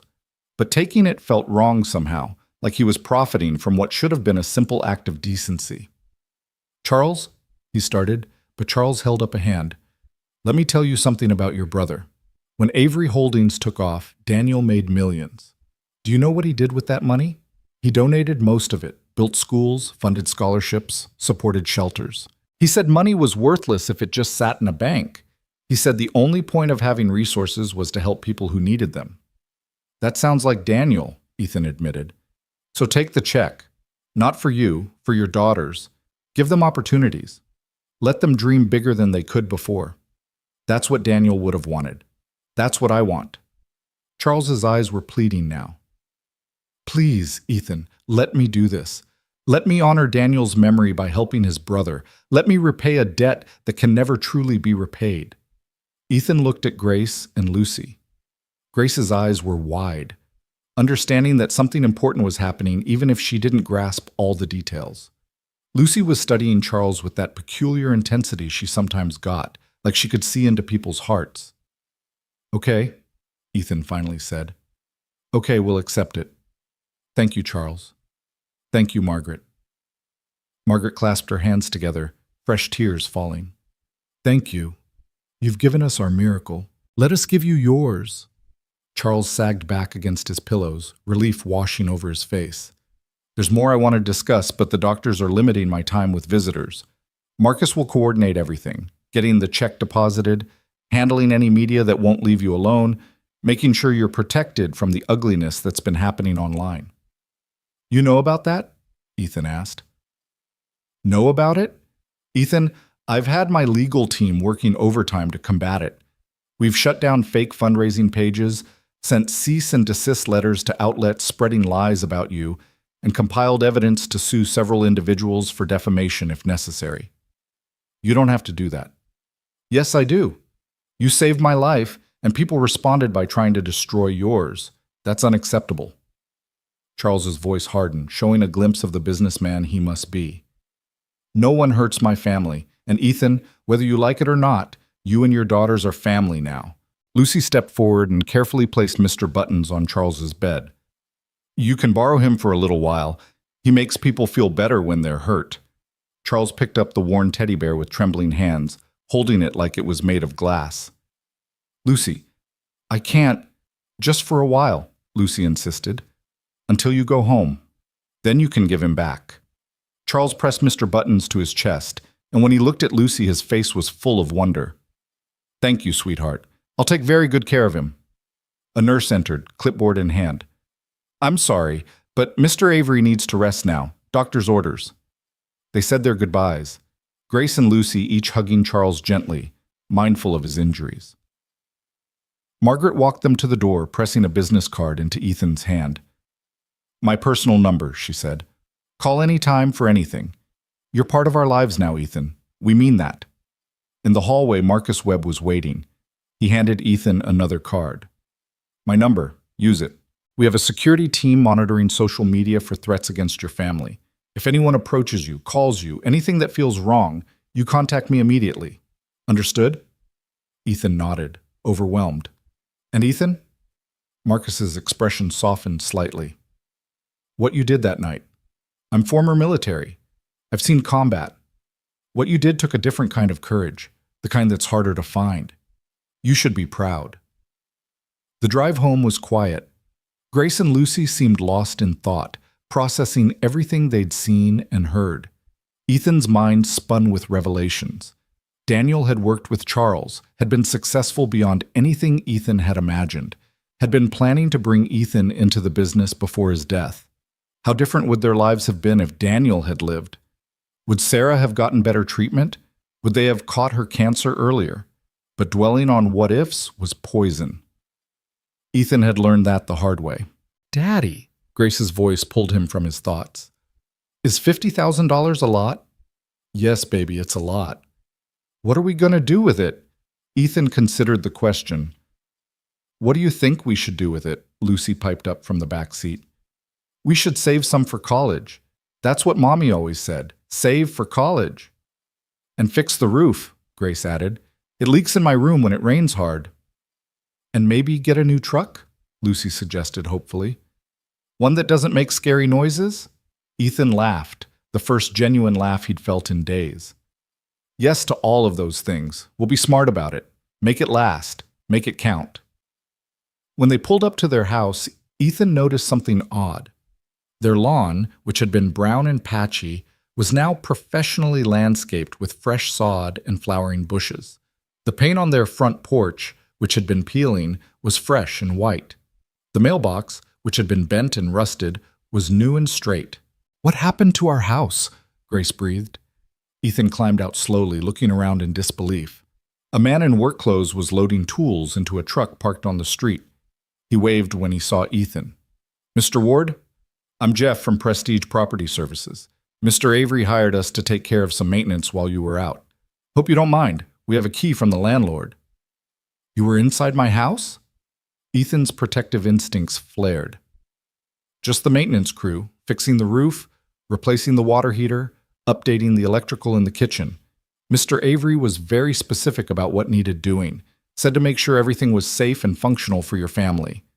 Ethan walked to the front door in a daze. Inside, the house smelled of fresh paint and new carpet. The crack in the living room ceiling was gone. The kitchen faucet that had dripped for months was new and gleaming. In the girls' bedroom, the water stain from the roof leak had been painted over, and there were new curtains on the windows. This is too much, Ethan whispered. But Grace and Lucy were delighted, running from room to room discovering improvements.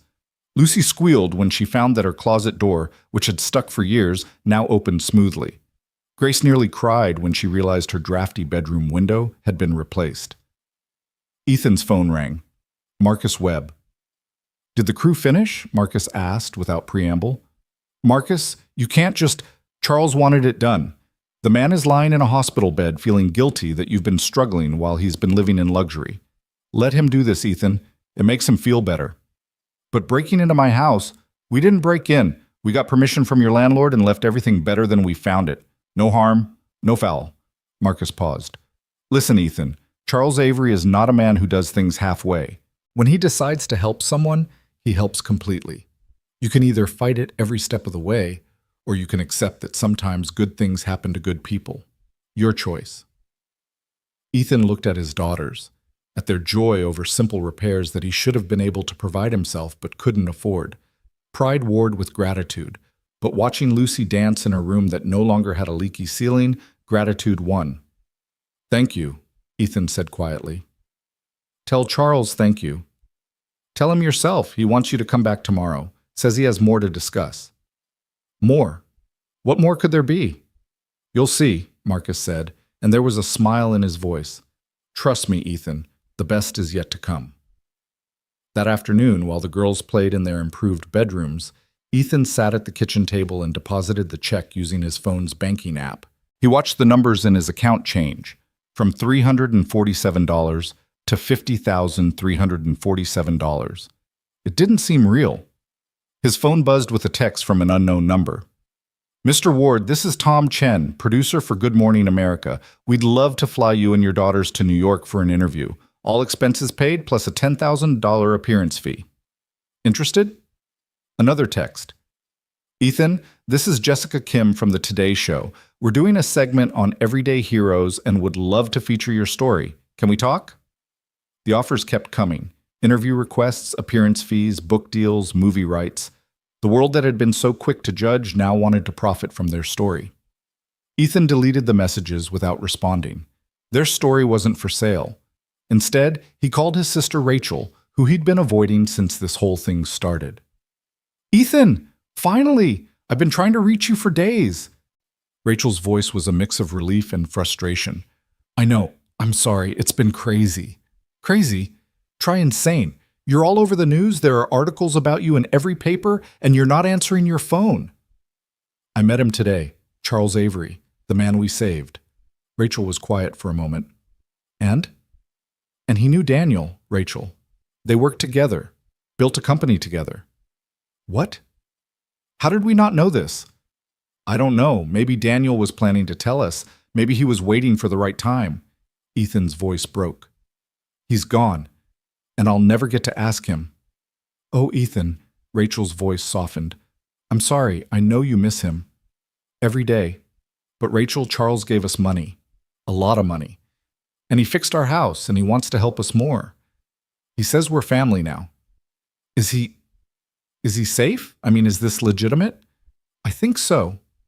Marcus Webb, his head of security, he's former military, very professional. And Charles, he's grateful, almost overwhelmingly so. Well, if Daniel trusted him, that says something. Daniel was always a good judge of character. They talked for another hour, Rachel filling him in on family news, normal things that felt like a balm after days of chaos. When they hung up, Ethan felt more grounded, more like himself. That evening, Ethan made a special dinner, steak, which they rarely could afford, and baked potatoes and salad. They ate at their small kitchen table, laughing and talking about everything except the past few days. It felt normal. It felt right. After dinner, while Grace helped Lucy with homework, Ethan pulled out Sarah's old journal, the one she'd kept during her cancer treatment. He didn't open it often because it hurt too much, but tonight he needed to hear her voice. He flipped to a random page and read, Ethan is the strongest person I know, even though he doesn't believe it. He thinks strength is about muscles and fixing things, but real strength is about heart. It's about showing up every day and choosing love even when love is hard. Our girls are so lucky to have him. I just wish I could stay long enough to see them grow up, to see Ethan become the amazing father I know he'll be. Ethan closed the journal with shaking hands. I hope I'm making you proud, Sarah, he whispered into the empty kitchen. I hope I'm being the father you believed I could be. That night, he tucked the girls into their beds.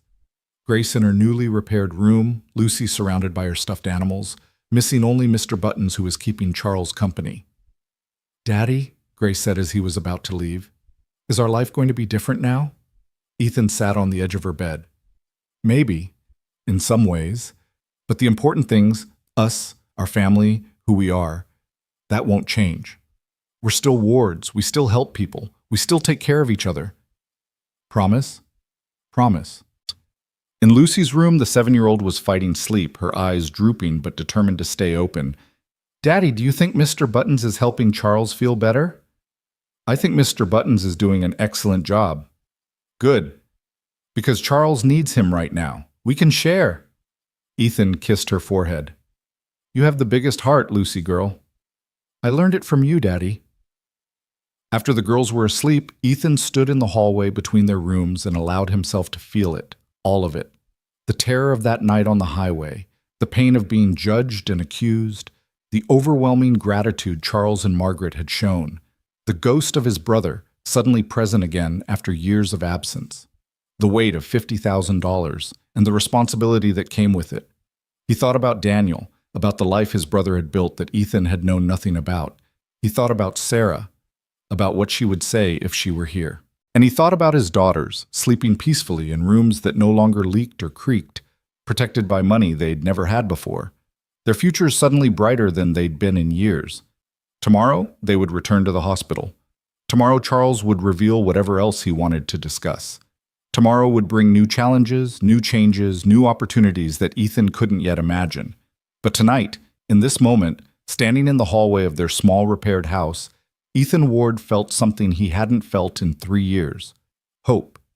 Not the desperate hope of someone barely surviving, but the solid hope of someone who'd been thrown a lifeline and was strong enough to hold on.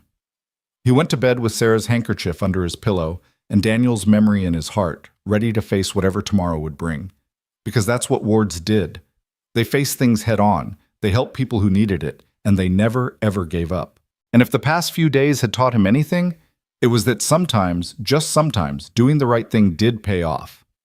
Not in the ways you expected, and never without a cost, but in ways that mattered more than money or fame or public opinion. It paid off in the quiet satisfaction of knowing you'd saved a life, in the pride of teaching your daughters courage, in the unexpected gift of connection with someone who'd known and loved your brother, in the simple, profound truth that kindness, real kindness, echoed out into the world in ways you couldn't predict or control. Ethan fell asleep with a smile on his face, dreaming of rain and blood transformed into flowers and sunshine, of endings that became beginnings, of losses that somehow, impossibly, led to finding things you didn't know you'd been looking for all along. The morning sun painted golden stripes across Ethan's bedroom floor when his phone rang, pulling him from the first truly restful sleep he'd had in a week. He squinted at the screen. Marcus Webb. It was barely 7 in the morning. Marcus? Ethan's voice was rough with sleep. Morning, Ethan. Charles is asking for you. He had a good night, vitals are strong, and the doctors say he's healing faster than expected. He's convinced it's because of Mr. Buttons.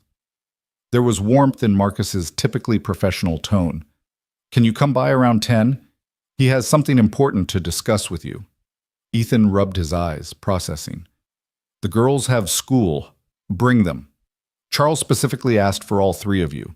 I'll clear it with their principal if you'd like. You can do that? Ethan, I can do a lot of things. One of the perks of working for a man like Charles Avery. Marcus paused. He's excited about something. I haven't seen him this animated in years, even with cracked ribs and a concussion. Whatever he wants to talk about, it's big. After Marcus hung up, Ethan lay in bed for a moment, staring at the ceiling. The weight of yesterday still pressed on him. The check, the revelation about Daniel, the house repairs, the overwhelming generosity from people he barely knew. It felt like standing on shifting ground, never quite sure where solid footing would be.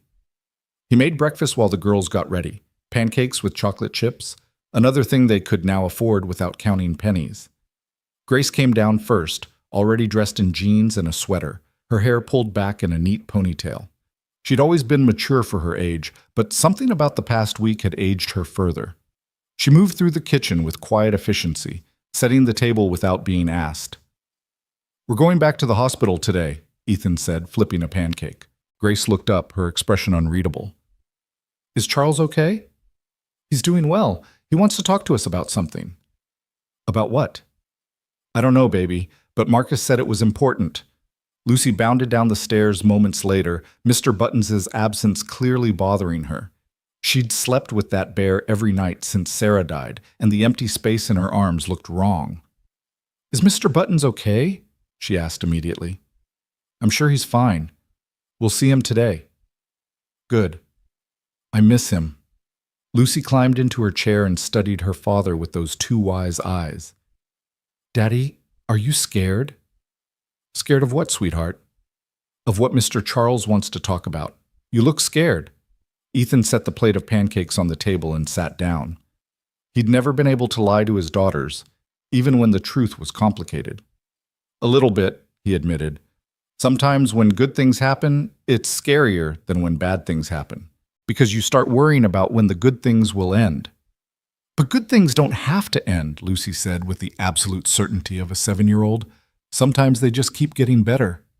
Grace reached across the table and squeezed Ethan's hand.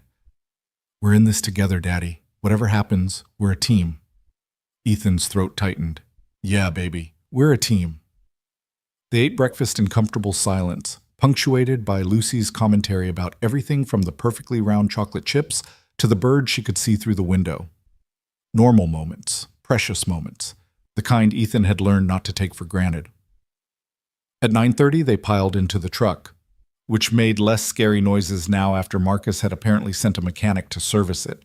Another small kindness that Ethan hadn't asked for, but couldn't quite bring himself to refuse. The morning was clear and bright, the storms of the past week finally giving way to the kind of autumn weather that made everything feel possible. St. Catherine's Hospital looked different in daylight, less imposing and more welcoming. The parking lot was busier, filled with visitors carrying flowers and balloons. Ethan found a spot near the back and they walked together toward the entrance. Lucy skipping slightly, Grace walking with measured steps, Ethan somewhere between the two, uncertain but determined. Marcus met them in the lobby, looking sharp in a dark suit despite the early hour. He shook Ethan's hand and crouched down to the girls' level. "Morning, ladies. Charles is very excited to see you both. Fair warning, there are some other people in the room today. Don't be nervous. They're all friends." "What people?" Ethan asked, his protective instincts flaring. "You'll see. Come on." The elevator ride to the 4th floor felt longer this time. Lucy fidgeted with the hem of her dress. Grace stood perfectly still, but Ethan could see the tension in her shoulders. He wanted to say something reassuring, but his own nerves made words difficult. Room 412's door was open. Voices drifted out, multiple voices, conversation, and laughter. Marcus gestured for them to enter first. The room had been transformed. The medical equipment was still there, but it had been pushed to the sides, making space for several comfortable chairs arranged in a loose circle. Charles sat in the bed, looking significantly better than yesterday. More color in his face, less pain in his movements. Margaret stood beside him, elegant in a cream-colored suit. And there were 3 other people Ethan didn't recognize. "Ethan, girls, come in, come in!" Charles's face lit up. Mr. Buttons sat propped against his pillows, a tiny get-well card tucked into his paw. "Thank you for coming. I have some people I'd like you to meet." The first was a woman in her late 30s with kind eyes and a warm smile. "This is my daughter, Catherine. She flew in from Seattle yesterday." Catherine stepped forward and shook Ethan's hand firmly. "I can't thank you enough for what you did for my father. When I got the call that he'd been in an accident," her voice caught. "I thought I'd lost him." The second person was a man about Ethan's age, tall and athletic with Charles's sharp eyes. "My son, James. He came from Boston." "Sir?" James's handshake was strong, his eyes suspiciously bright. "My kids, your grandkids, Dad, they want to meet the heroes who saved their grandpa. We're planning a family dinner once you're recovered, and you're all invited. No arguments." The third person was unexpected. A young woman, maybe mid-20s, with a professional demeanor and a tablet in her hands. "This is Amanda Chen, my executive assistant, and the person who keeps my entire life organized." Amanda smiled. "Nice to finally meet you in person, Mr. Ward. I've been handling the logistics on our end, the house repairs, the media management, the legal documentation. If you need anything going forward, I'm your point of contact." Ethan felt overwhelmed by the parade of introductions, but Lucy had no such hesitation. She walked straight to Charles and carefully retrieved Mr. Buttons. "I think you're better now," she announced, So Mr. Buttons can come home. Charles laughed, then winced and pressed a hand to his ribs.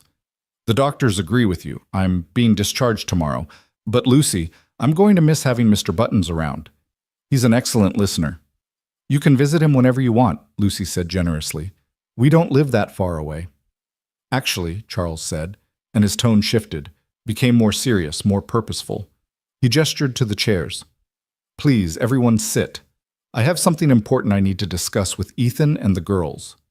Ethan's stomach clenched. Here it was. Whatever had Marcus so intrigued? He sat down slowly, Grace and Lucy flanking him, the Ward family presenting a united front against whatever was coming. Charles took a deep breath, and Margaret placed her hand over his.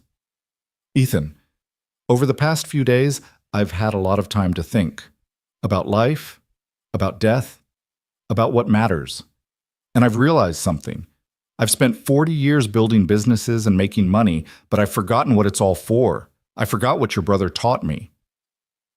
What did Daniel teach you? Ethan asked quietly. That wealth without purpose is just numbers on a screen. That the point of success isn't accumulation, it's impact. Charles leaned forward, intense despite his injuries. Daniel and I used to talk about starting a foundation, something that would help people, really help them. Not just write checks, but change lives. We planned it all out, but then he swallowed hard. Then he died, and I couldn't bear to do it without him. I told myself I was too busy. That business came first. But the truth is, I was a coward. I was afraid to build something meaningful because it would remind me of what I'd lost. Catherine placed her hand on her father's shoulder. Dad, let me finish, sweetheart. Charles looked at Ethan with such intensity that Ethan couldn't look away. You reminded me what matters. You, a man who has every reason to be bitter and beaten down by life, stopped on a highway in the rain and saved a stranger. You taught your daughters courage and compassion in a world that too often rewards neither. You're living the life Daniel always said mattered most, a life of character and heart. Charles, I don't understand where this is going. I'm getting to it, Charles smiled. Ethan, I want to start the foundation Daniel and I planned. The Daniel Ward Memorial Foundation focused on helping families in crisis. Single parents, people dealing with medical debt, kids who need opportunities they can't afford. Real help, not just handouts, job training, education funding, medical support, housing assistance. Everything Daniel believed in, everything you embody. That's wonderful, Ethan said slowly. Daniel would have loved that. I want you to run it. The room fell silent.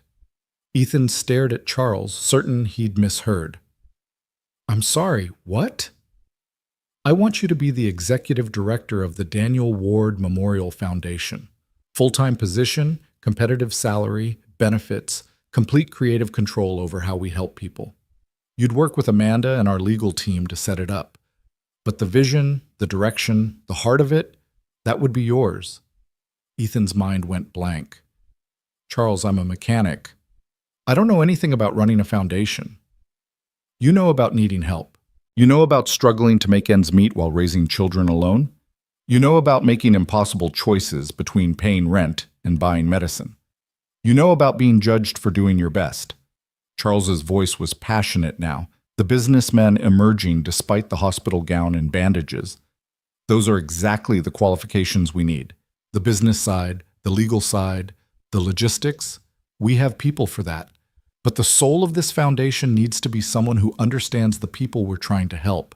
Someone who won't forget that behind every application is a family desperate for a chance. Dad's right, Catherine said.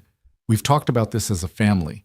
The foundation will be funded with $50 million initially, with plans to grow it significantly. But money alone won't make it work. It needs someone who cares, really cares about the mission. James nodded. Someone who'll fight for the people who can't fight for themselves. Someone who'll make sure the foundation stays true to its purpose and doesn't become just another bureaucratic charity. Ethan looked at his daughters. Grace's eyes were wide with hope and fear. Lucy looked confused but trusting. This was insane. This was impossible. People like Ethan didn't run multi-million-dollar foundations. People like Ethan fixed cars and struggled to pay rent and did their best to survive. I don't have a college degree, Ethan said. I barely finished high school. I'm not qualified. Daniel didn't care about credentials, Charles interrupted. He cared about character. And Ethan, you have more character in your little finger than most people accumulate in a lifetime. He paused, letting his words settle. Look, I'm not asking you to decide right now. Take time. Think about it. Talk to your daughters. But please, at least consider it. Consider that maybe, just maybe, this is why everything happened the way it did. Maybe you were meant to save my life so I could help you change yours. Margaret spoke for the first time, her voice gentle. We've already set up a trust fund for Grace and Lucy's education. Full ride to any college they want, graduate school if they choose it, no strings attached. That's happening regardless of whether you take this job. But Ethan, think about what you could do for other families. Think about the single parents out there right now, drowning in bills and exhaustion, who just need someone to throw them a lifeline. Like someone threw one to us, Grace said quietly, and everyone turned to look at her. She straightened up, meeting their eyes with a maturity beyond her years. That's what you're saying, right? Mr. Charles is throwing us a lifeline. And if Daddy takes this job, we get to throw lifelines to other people. Exactly, Charles said, smiling at her. That's exactly it, Grace. Lucy tugged on Ethan's sleeve. Daddy, would we still live in our house? That's up to you, Charles said. The salary would be enough to buy a house if you wanted, or you could stay where you are, though I'd suggest buying it from your landlord rather than renting. The foundation office would be downtown, about 20 minutes from where you live now. Normal hours, no weekends unless there's an emergency. We'd structure it so you can still be a dad first and director second.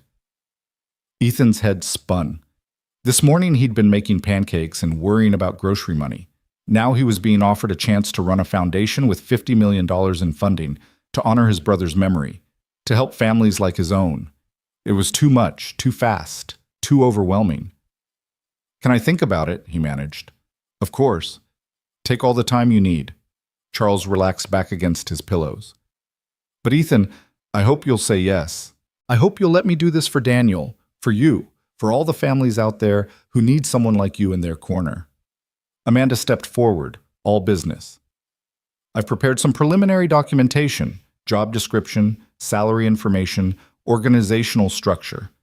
Nothing you need to sign today, just information to review. She handed Ethan a folder. Take it home, read through it, and we can discuss any questions you have. Ethan took the folder with numb fingers. Inside he could see printed pages, numbers, organizational charts. It looked professional and official and completely foreign to his world of engine grease and hourly wages. James stood up. Ethan, I know this is a lot, but I want you to know that Dad doesn't make offers like this lightly. He's been talking about this foundation for years, but he could never find the right person to run it. Then you came along and reminded him what Daniel always tried to teach him, that the best person for a job isn't always the one with the fanciest resume. It's the one with the right heart. Catherine walked over and crouched in front of Lucy. What do you think, Lucy? Would you like it if your dad helped other kids whose families need help? Lucy considered this seriously. Would we still have time for pancake breakfasts? Everyone laughed, the tension breaking slightly. Absolutely, Charles assured her. That's non-negotiable. Pancake breakfasts are mandatory. They spent another hour in that hospital room, talking about everything and nothing. Catherine told stories about Charles as a father, making the imposing billionaire seem human and fallible. James showed Grace and Lucy pictures of his kids, Charles and Margaret's grandchildren, and promised to introduce them soon. Amanda walked Ethan through some basic logistics, careful not to push, but clearly excited about the possibility. Through it all, Ethan felt like he was watching from outside his own body. This couldn't be real. Things like this didn't happen to people like him. Yet here he was, surrounded by wealth and opportunity, being offered a chance to transform not just his life, but the lives of countless others. When it was time to leave, Charles pulled Ethan aside while the girls said goodbye to Margaret. I know you're scared, Charles said quietly. I know this feels impossible. But Ethan, fear of the impossible is just another word for standing on the edge of something great. Daniel used to say that. He'd look at a massive challenge and say, good, that means it's worth doing. What if I fail? Ethan whispered. Then you fail. and we adjust and try again. But Ethan, what if you succeed? What if you take this broken, grieving, beautiful heart of yours and use it to change the world? Charles gripped Ethan's shoulder. You saved my life. Let me help you find yours. The drive home was quiet. Grace stared out the window, lost in thought. Lucy hummed to herself, Mr. Buttons back in her arms where he belonged. Ethan's hands were tight on the wheel, his mind spinning with possibilities and fears in equal measure. Daddy? Grace finally broke the silence. Are you going to do it? I don't know, baby. It's a big decision. But you could help a lot of people. Maybe. Or maybe I'd mess it up and waste Charles's money and fail everyone who was counting on me. Grace turned in her seat to look at him directly. Mommy used to say you were the bravest person she knew. Your mother was biased. No, she wasn't. She said you were brave because you kept going even when things were hard. She said true bravery isn't about not being scared. It's about being scared and doing the thing anyway. Grace's voice was fierce. You taught me and Lucy that on the highway. You were scared, but you helped Charles anyway. This is the same thing, just bigger. Ethan pulled into their driveway and turned off the engine. He sat there for a moment, hands still on the wheel, staring at their small house with its fresh paint and fixed roof. What do you think your Uncle Daniel would say? He asked. I think, Grace said slowly, he'd say that you're exactly the kind of person who should do this, because you understand what it's like to need help. And, Lucy added, he'd probably say something about Professor Snuggles helping you make decisions. Ethan laughed despite himself, imagining his serious, business-minded brother consulting with a stuffed animal. But Grace was right. Daniel had always led with his heart, even in the cutthroat world of finance. That's why people had loved him. That's why Charles still missed him after all these years. Inside, Ethan made lunch while the girls did homework at the kitchen table. He moved through the familiar motions, sandwiches cut diagonally because that's how Lucy liked them, chips arranged on the plate just so. But his mind was miles away. He thought about his life now. The garage, the cars, the barely making ends meet.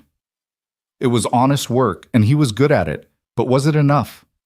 Was it what he wanted to be doing for the next 20 years? He thought about Sarah, about the medical bills that had buried them, the treatments they couldn't afford, the experimental options that might have saved her if only they'd had the money. How many other families were facing those same choices right now? How many people needed help that they couldn't find? After lunch, while the girls played in their rooms, Ethan opened the folder Amanda had given him. The job description was detailed. Develop programs to assist families in crisis, oversee grant distributions, work with community partners, manage foundation staff, ensure mission alignment with Daniel's vision. The salary made his head spin, $120,000 a year plus benefits, more than double what he made at the garage. Enough to buy a house, save for the future, give his daughters opportunities he'd never dreamed of. But it wasn't about the money, not really. It was about the mission. It was about taking the worst moments of his life, losing Sarah, struggling to survive, feeling helpless and invisible, and transforming them into something that could help others. It was about making Daniel's dream real, honoring his brother's memory in a way that mattered. Ethan pulled out his phone and called his sister, Rachel. Please tell me you're calling with normal family gossip and not more insane news, Rachel said by way of greeting. I wish. Ethan filled her in on the morning's events, the foundation, the job offer, the impossible decision. Rachel was quiet for a long moment. Holy shit, Ethan. Yeah. Are you going to do it? I don't know. It's crazy, right? Me, running a foundation? No crazier than you saving a billionaire's life on a highway. No crazier than you raising two incredible girls alone. No crazier than any of the impossible things you've been doing for the past 3 years. Rachel's voice softened. Ethan, Daniel would be so proud of you. Not because of the job offer, because of who you are. You're exactly the person who should be doing this. But what if I'm not good enough? Then you'll learn. You'll grow. You'll figure it out the same way you've figured out everything else. Rachel paused. Can I tell you something Mom said once? After Daniel died, she said the worst thing about losing him wasn't the grief. It was knowing all the good he would have done in the world was now left undone. But Ethan, this is a chance to continue his work, to make sure the good he wanted to do gets done. Ethan's eyes burned with tears. I miss him so much, Rachel. I know, we all do. But maybe this is how he comes back to us. Through you, through this foundation, through helping people the way he always wanted to. After they hung up, Ethan sat in the quiet kitchen for a long time. He thought about Daniel, about the brother who'd been so different from him but had loved him fiercely anyway. He thought about Sarah, about how she'd believed in him even when he couldn't believe in himself. He thought about Grace and Lucy, growing up watching their father either play it safe or take a leap of faith. That evening, after dinner, Ethan gathered his daughters in the living room. I need to talk to you both about something important, he said. They settled on either side of him on the couch, instinctively sensing this was serious. This job Charles is offering. If I take it, our lives will change. I'd be working in an office instead of the garage. I'd be helping people instead of fixing cars. We'd have more money, but I'd also have more responsibility and stress. And I need to know how you feel about that. Grace spoke first. Would you be happy? I think so, maybe. I don't know. Would you be helping people like us? People who need help? Yes. Then you should do it. Grace's voice was firm. Because, Daddy, we needed help. We needed money for Mommy's treatments, but we didn't have it. We needed someone to care about us when everything was falling apart, but everyone was too busy. If you can be the person who helps families like ours, then you have to do it. You have to. Lucy climbed into Ethan's lap. And we'd get to help too, right? We'd be part of it? How do you mean, baby?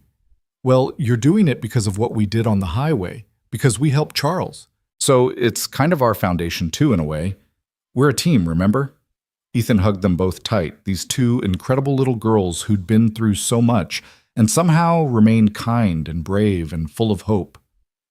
Yeah, he said, his voice rough with emotion. We're a team.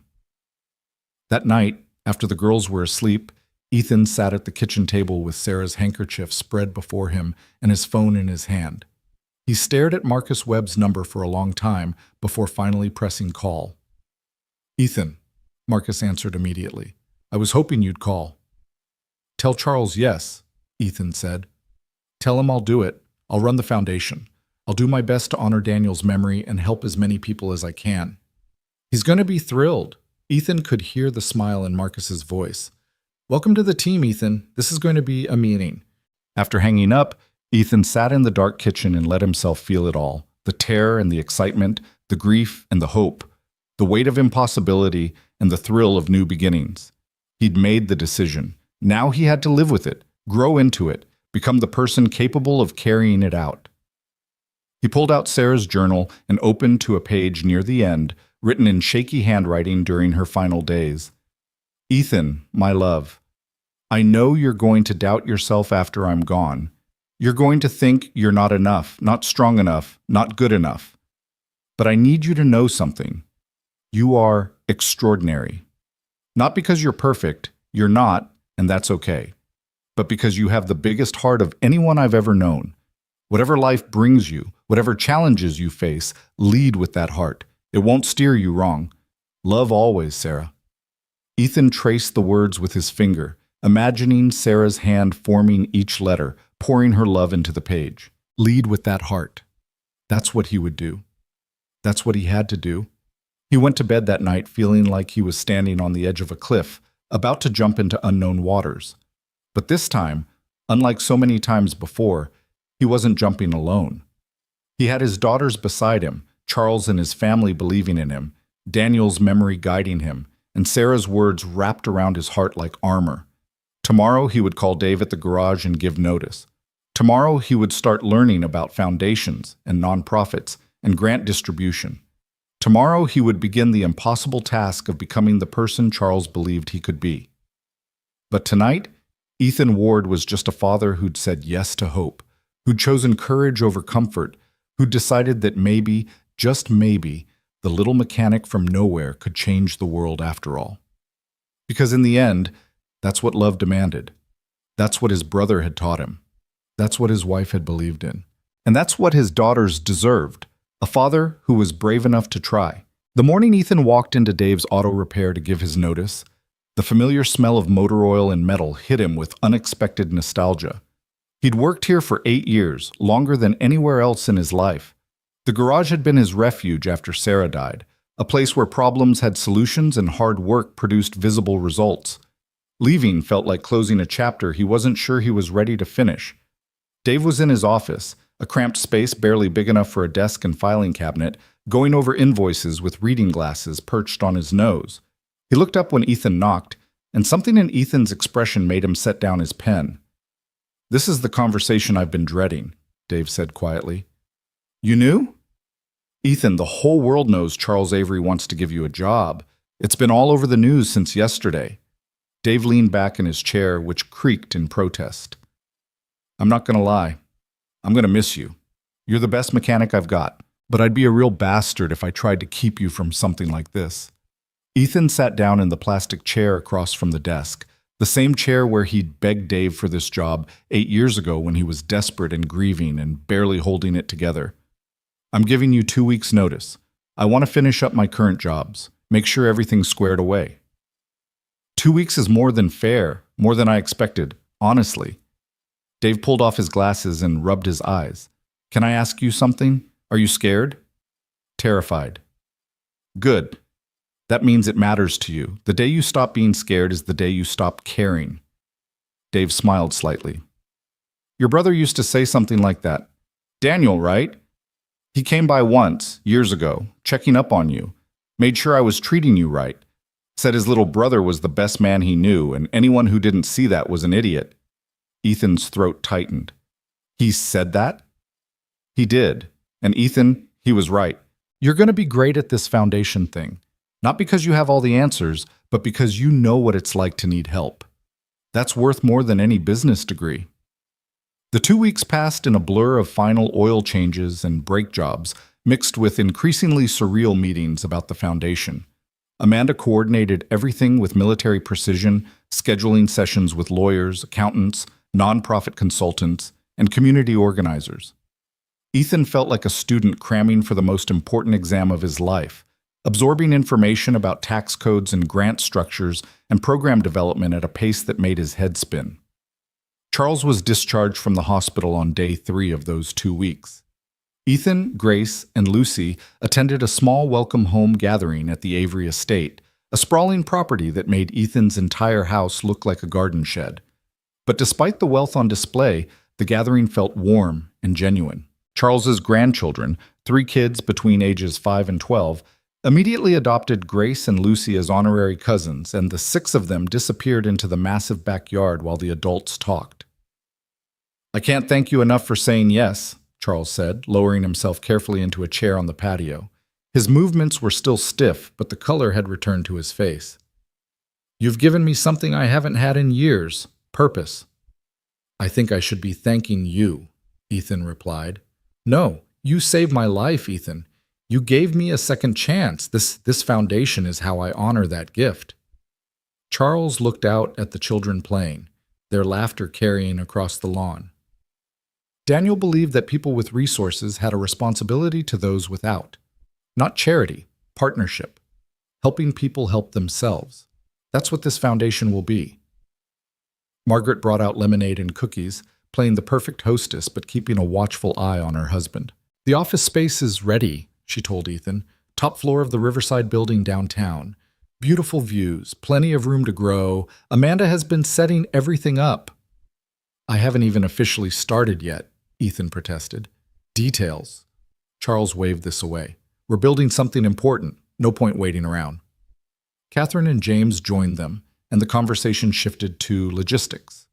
They'd hired an interim operations manager named Sarah Mitchell, a woman with 20 years of nonprofit experience, who would help Ethan navigate the early months. They'd secured partnerships with 3 major hospitals for medical debt relief, connected with 2 universities for scholarship programs, and identified a local community center that could serve as a satellite office for families needing direct assistance. "We're starting with 3 focus areas," Catherine explained, pulling up documents on her tablet: medical crisis support, single-parent family assistance, and educational opportunities for underserved kids. We can expand later, but Amanda and I thought these aligned best with Uncle Daniel's vision and your experience. Ethan studied the detailed plans, feeling overwhelmed and inadequate. These people were professionals, operating at a level he'd never experienced. What did he know about running programs that would affect hundreds, maybe thousands, of families? "I can see you spiraling," James said with a knowing smile. "That look on your face. Dad had the same one when he started his first company. Imposter syndrome is real, but here's the thing. You're not supposed to know everything. That's why you have a team. Your job is to keep us honest, keep us focused on the mission, make sure we never forget who we're serving." On Ethan's last day at the garage, the guys threw him a small party. Nothing fancy, pizza, beer for those who weren't driving, and a card they'd all signed. Mike, who'd worked at the shop almost as long as Ethan, pulled him aside while the others were arguing about football. "You did it, man," Mike said. "You got out." "I didn't think of it as getting out." "Maybe not, but the rest of us do. How many times have we all said we'd quit, do something different, find something better? But we never do. We just keep showing up, keep breaking our backs, keep barely getting by." Mike smiled, but there was sadness in it. "You're proof it's possible to change your life. Don't forget that." Ethan hugged him, this guy he'd worked alongside for years but barely knew outside these walls. "Thank you, Mike, for everything." That night, lying in bed unable to sleep, Ethan thought about Mike's words. He hadn't set out to change his life. He'd just stopped on a highway in the rain. But somehow that single decision had created a cascade of consequences that led him here, to the edge of something entirely new. His first official day as executive director of the Daniel Ward Memorial Foundation arrived with autumn sunshine and nerves that made Ethan's hand shake as he knotted his tie. He'd bought 3 new ties and 2 suits, his first suits ever, and felt ridiculous in them. Grace had assured him he looked very professional and handsome, while Lucy had simply said he looked weird without grease on him. The Riverside building was everything Margaret had promised, modern glass and steel, with the foundation's office taking up the entire top floor. When Ethan stepped off the elevator, he found Amanda waiting with a smile and a visitor badge. "Welcome to your first day," she said. "Ready for the tour?" The office was sleek and open, with large windows overlooking the city, comfortable furniture, and that new office smell of fresh paint and possibility. There was a reception area, a conference room with a massive table, several smaller offices, and an open workspace with a dozen desks. Ethan's office was in the corner, spacious, with a view that took his breath away, and a desk that looked like it cost more than his truck. "This is too much," Ethan said. "This is exactly right," Amanda countered. "You're the face of this foundation, Ethan. You need space that reflects the importance of the work." She introduced him to the small team they'd already hired. Sarah Mitchell, the operations manager, was a woman in her 50s with warm eyes and an air of calm competence. Marcus Thompson, no relation to Marcus Webb, was a program coordinator in his 30s who'd worked for several major charities. Jenny Liu was their grants manager, young and enthusiastic with a background in social work, and there were 3 administrative assistants who would handle applications, scheduling, and general operations. "This is your team," Amanda said. "More will come as we grow, but these are the people who will help you build this dream." The first week was a whirlwind of orientation and planning. Sarah walked Ethan through every aspect of nonprofit management, patient with his questions and encouraging when he felt overwhelmed. Marcus Thompson showed him how to evaluate grant applications and assess community needs. Jenny explained the legal requirements for charitable giving and tax documentation. Amanda coordinated everything, keeping them on schedule and on mission. But the real work began when the first applications arrived. Ethan sat in his office on a Thursday afternoon, 2 weeks into the job, reading through the stack of requests for help. Each one was a story of struggle. A single mother in Detroit whose son needed surgery she couldn't afford. A father in Oregon who'd lost his job and was about to lose his apartment. A grandmother in Florida raising 3 grandchildren on a fixed income. A family in Texas still drowning in medical debt 3 years after their daughter's cancer treatment. The cancer one hit him hardest. Ethan read the application twice, seeing Sarah in every detail. The initial diagnosis, the treatment plan, the mounting bills, the desperate choices between medicine and rent. The family was asking for $15,000 to clear their debt so they could keep their house. He called Sarah Mitchell into his office. "This one," he said, sliding the application across the desk. "We need to help them immediately." Sarah read it carefully. "We can. Our first round of grants was approved by the board. We have $2 million in funding allocated for medical crisis support this quarter. This fits perfectly. How fast can we move? If you approve it now, I can have funds wired by Monday." "Do it. And Sarah?" Ethan's voice caught. "Can we cover the whole debt? Not just what they're asking for, but everything?" Sarah checked the supporting documents. "Total debt is $32,000. We can absolutely cover that." "Then let's do it. Let's give them what my family never got, a second chance." Over the following weeks, Ethan found his rhythm. He'd arrive at the office at 8, spend the morning reviewing applications with his team, have lunch meetings with community partners, dedicate afternoons to strategic planning and donor relations, and head home in time for dinner with Grace and Lucy. It was demanding but fulfilling in ways the garage had never been. Every grant approved, every family helped, felt like redeeming a small piece of his own past. Charles visited the office regularly, officially as chairman of the board, but really as a mentor and friend. He'd sit in Ethan's office and listen to updates, offering advice when asked, but mostly just expressing pride in what they were building. "We've helped 47 families in 6 weeks, Ethan told him during one visit. Medical debt relief, emergency housing assistance, educational grants, 47 families who were drowning and now have a chance to breathe. "And it's just the beginning," Charles said. "Wait until word spreads. Wait until other donors see what we're doing and want to be part of it." He paused, studying Ethan. "How are you really doing?" Not the professional answer, the real one. Ethan considered the question. "Some days I wake up and can't believe this is my life. Other days I'm terrified I'm going to fail everyone counting on me. But mostly, I feel like I'm finally doing what I was meant to do. Does that sound crazy?" "It sounds like purpose. And Ethan, you should know, I've been approached by 3 other major donors who want to contribute to the foundation. Your story inspired them. The mechanic who saved a life and is now changing hundreds more. It's powerful. We're looking at another $20 million in pledged donations." Ethan's head spun. $20 million? People want to be part of something meaningful. You've given them that opportunity. Well, Charles smiled. "Daniel would be so proud of you. Hell, I'm proud of you." The foundation's success brought unexpected attention. Media outlets that had vilified Ethan weeks earlier now wanted to feature him as an inspiration. He declined most interviews, but Amanda convinced him to do a few strategic ones: local news stations, a nonprofit industry podcast, one carefully controlled segment for a national morning show.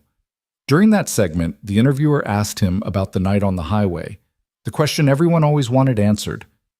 "What made you stop when no one else would?"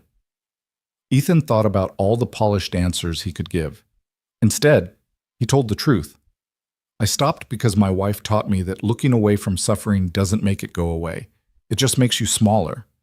I stopped because I wanted my daughters to understand that kindness isn't convenient or safe, but it's necessary.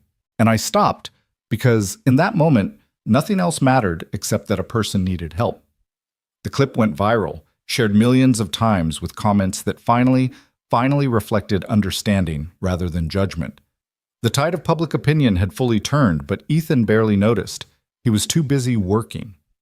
3 months into the job, the foundation held its first major fundraising gala. Ethan hated the idea, all that money spent on fancy food and decorations, but Amanda and Catherine convinced him it was necessary for building relationships with major donors. Grace and Lucy attended, wearing new dresses that Margaret had insisted on buying, looking beautiful and slightly overwhelmed by the ballroom full of wealthy strangers. Charles gave a speech that night, standing at the podium in a tuxedo, fully recovered from his injuries. He talked about the accident, about lying on that wet highway certain he was dying, about the mechanic and 2 little girls who refused to let him go. He talked about Daniel and the dreams they'd shared, and then he turned to Ethan, who was seated at the head table trying not to panic. 3 months ago, this foundation was just an idea. Today, it's a reality that's changed the lives of 137 families. Medical debts erased, homes saved, educational dreams funded, futures secured. And it's all because of the man you see here, Ethan Ward, who understands that real wealth isn't what you accumulate, it's what you give away. Ladies and gentlemen, if you want to know what a hero looks like, you're looking at him. The applause was deafening. Ethan felt his face burn, uncomfortable with the attention, but Grace squeezed his hand under the table and Lucy whispered, "We're so proud of you, Daddy." And somehow, that made it bearable. The gala raised $4 million. By the end of the foundation's first year, they'd helped over 400 families and were expanding into 3 new states. They hired 12 more staff members. They partnered with 23 hospitals, 15 community centers, and 8 universities. They created a scholarship program in Daniel's name that would send 50 kids to college who otherwise couldn't afford it. And through it all, Ethan never forgot where he came from. He made sure the foundation's office hours included evening appointments for people who couldn't take time off work. He implemented a policy that every application would be read by someone who'd experienced hardship themselves. He visited the families they helped, listened to their stories, cried with them over kitchen tables and in living rooms, and made sure they knew they weren't alone. One evening, almost a year after that rainy night on the highway, Ethan was working late at the office when his phone rang. It was a number he didn't recognize, but something made him answer. "Mr. Ward, this is Jennifer Chen. You don't know me, but 6 months ago, your foundation paid off my family's medical debt, $32,000 for my daughter's cancer treatment." Ethan's breath caught. This was the first family he'd helped, the application that had broken his heart. "Jennifer, how is your daughter?" "She's in remission. She's back in school. And Mr. Ward, we kept our house. We're going to make it because of you." Her voice broke. "I don't know how to thank you. You gave us our lives back. You don't need to thank me. Just pay it forward when you can. Help someone else when you're able. That's all the thanks we need." After hanging up, Ethan sat in his office and watched the city lights sparkle below. He thought about all the paths that had led him here. Sarah's death, Daniel's loss, years of struggle and pain, and barely hanging on. He thought about that rainy highway and the split-second decision to stop. He thought about Grace and Lucy, asleep now at home with his sister Rachel watching them, growing up seeing their father build something meaningful. His phone buzzed with a text from Charles. "Watching the news. We just got a mention on the national broadcast, Foundation of the Year finalist. Daniel would be beside himself with pride. Margaret and I are raising a glass to you tonight, to heroes who don't wear capes but tear off their shirts in the rain instead." Ethan smiled and typed back, "To second chances and new beginnings. Thank you for believing in me." He gathered his things and headed home, driving through streets he'd driven 1,000 times, but seeing them differently now. Every house held a story, every family faced struggles, and somewhere in this city right now, someone was drowning and needed a lifeline. Tomorrow he'd go back to the office and read more applications, approve more grants, help more families. It was hard work, sometimes heartbreaking work, but it was the most important work he'd ever done. When he pulled into his driveway, not a rental anymore, but a house he'd bought, modest but theirs, the porch light was on and he could see movement in the kitchen window. Rachel was probably making tea before heading home. The girls would be in their beds, dreaming whatever 7- and 10-year-olds dreamed about. Ethan sat in his truck for a moment, overcome with gratitude. For Charles, who'd turned tragedy into opportunity. For his team, who helped him daily. For his daughters, who'd stood beside him through everything. For Daniel, whose memory guided every decision. For Sarah, whose love still carried him through the hard moments. He pulled out his wallet and retrieved the small photograph he kept there. Sarah on their wedding day, smiling like she held all the secrets of the universe. He whispered to her, the way he did sometimes, when he needed to feel connected to her. "We made it, baby. The girls are okay. More than okay. They're thriving. And I'm doing something that matters, something that would make you proud. I wish you could see it. I wish you could see them." He traced her face with his thumb. "But maybe you can. Maybe you're watching somehow, throwing us those signs Lucy talks about. If you are, I hope you know we're going to be okay. We're going to be more than okay." Inside, Rachel had indeed made tea and was waiting at the kitchen table with 2 cups. "Big day?" she asked as Ethan sat down. "Foundation got nominated for some award. Charles is over the moon about it." And you? Ethan wrapped his hands around the warm cup. I'm just grateful. For all of it. Even the hard parts that led us here. Mom would be so proud of you and Daniel both. Dad too. You're carrying on the family legacy. Wards help people. That's what we do. After Rachel left, Ethan checked on the girls. Grace was sprawled across her bed, a book open beside her. Lucy was curled up tight with Mr. Buttons and the 3 new stuffed animals Charles's grandchildren had given her.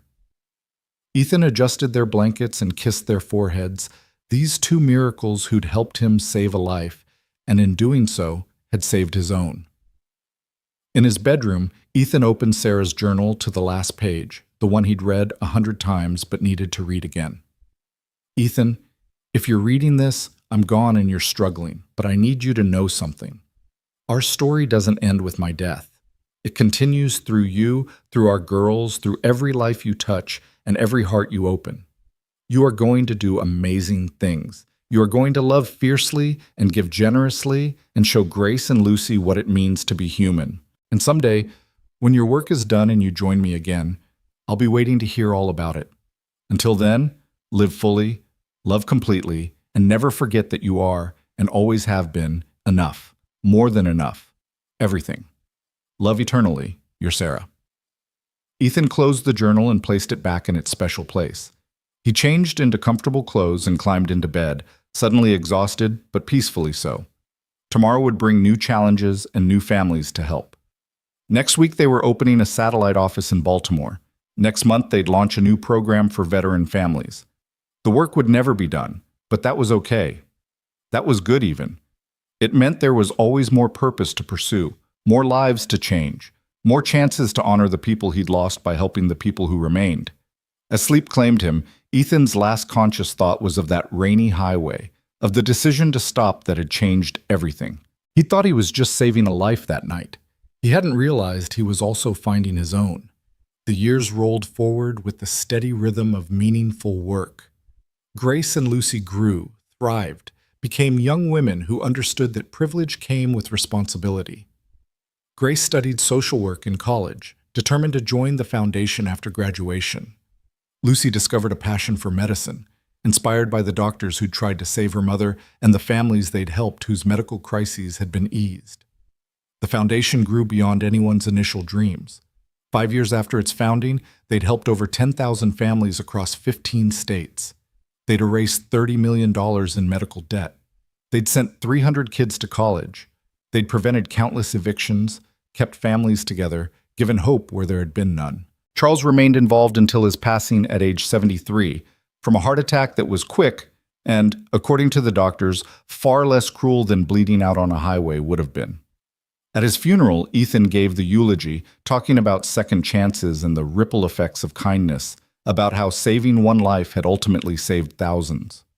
Charles used to say he owed me everything, Ethan told the packed church. But the truth is, we owed each other. He gave me purpose. I gave him time.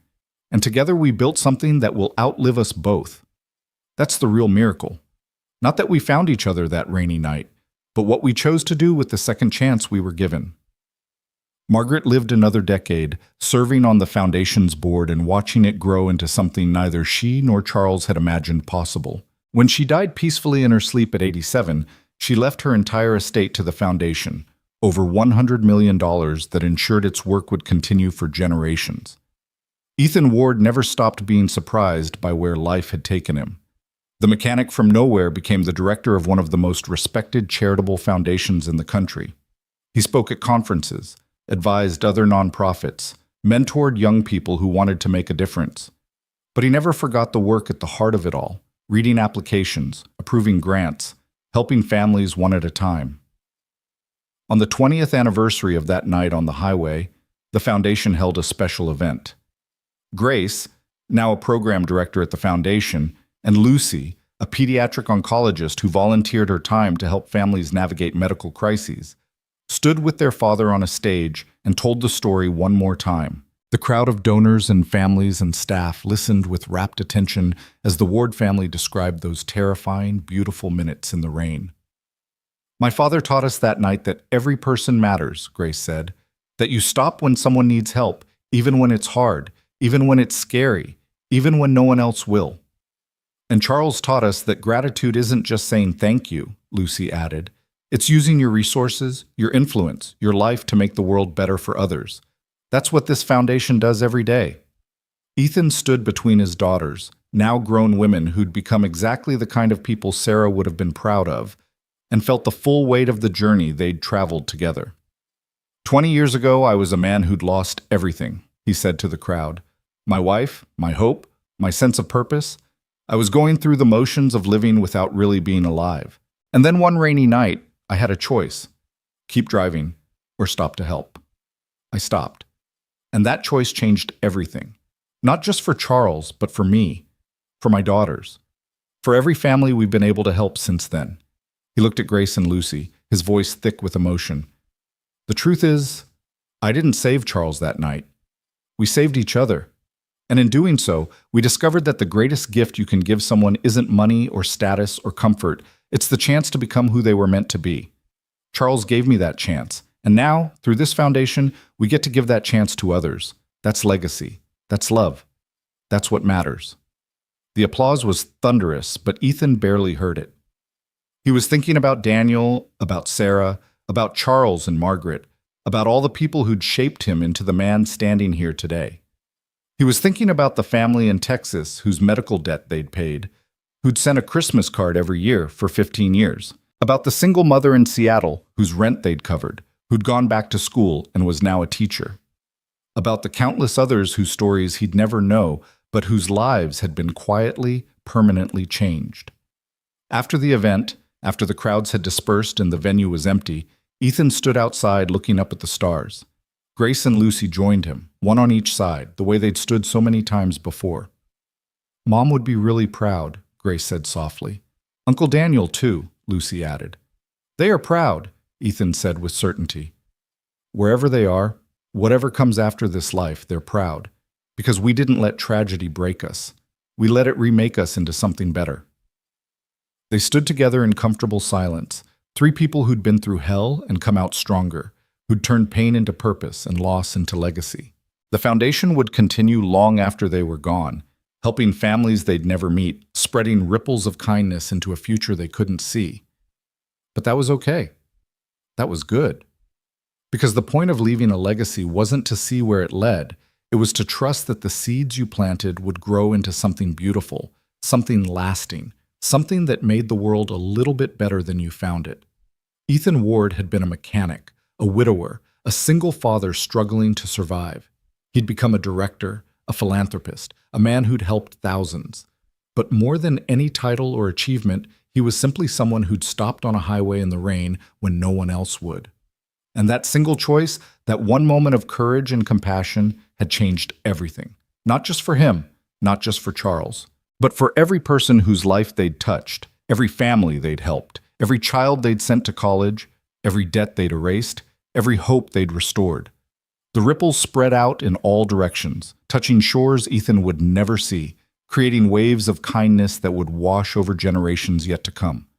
And somewhere, in some place beyond understanding, Ethan liked to imagine that Sarah and Daniel and Charles and Margaret were watching, were proud, were celebrating the beautiful impossibility of it all.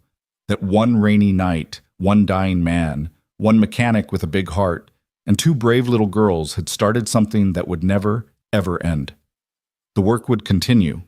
The foundation would grow. New families would be helped, new lives changed, new stories written. But the heart of it all would remain the same. The simple, profound truth that when someone needs help, you stop. You don't look away. You don't film. You don't judge. You help, because that's what it means to be human. That's what it means to matter. And that's what Ethan Ward, once just a tired mechanic on a rainy highway, had taught the world simply by being brave enough to care.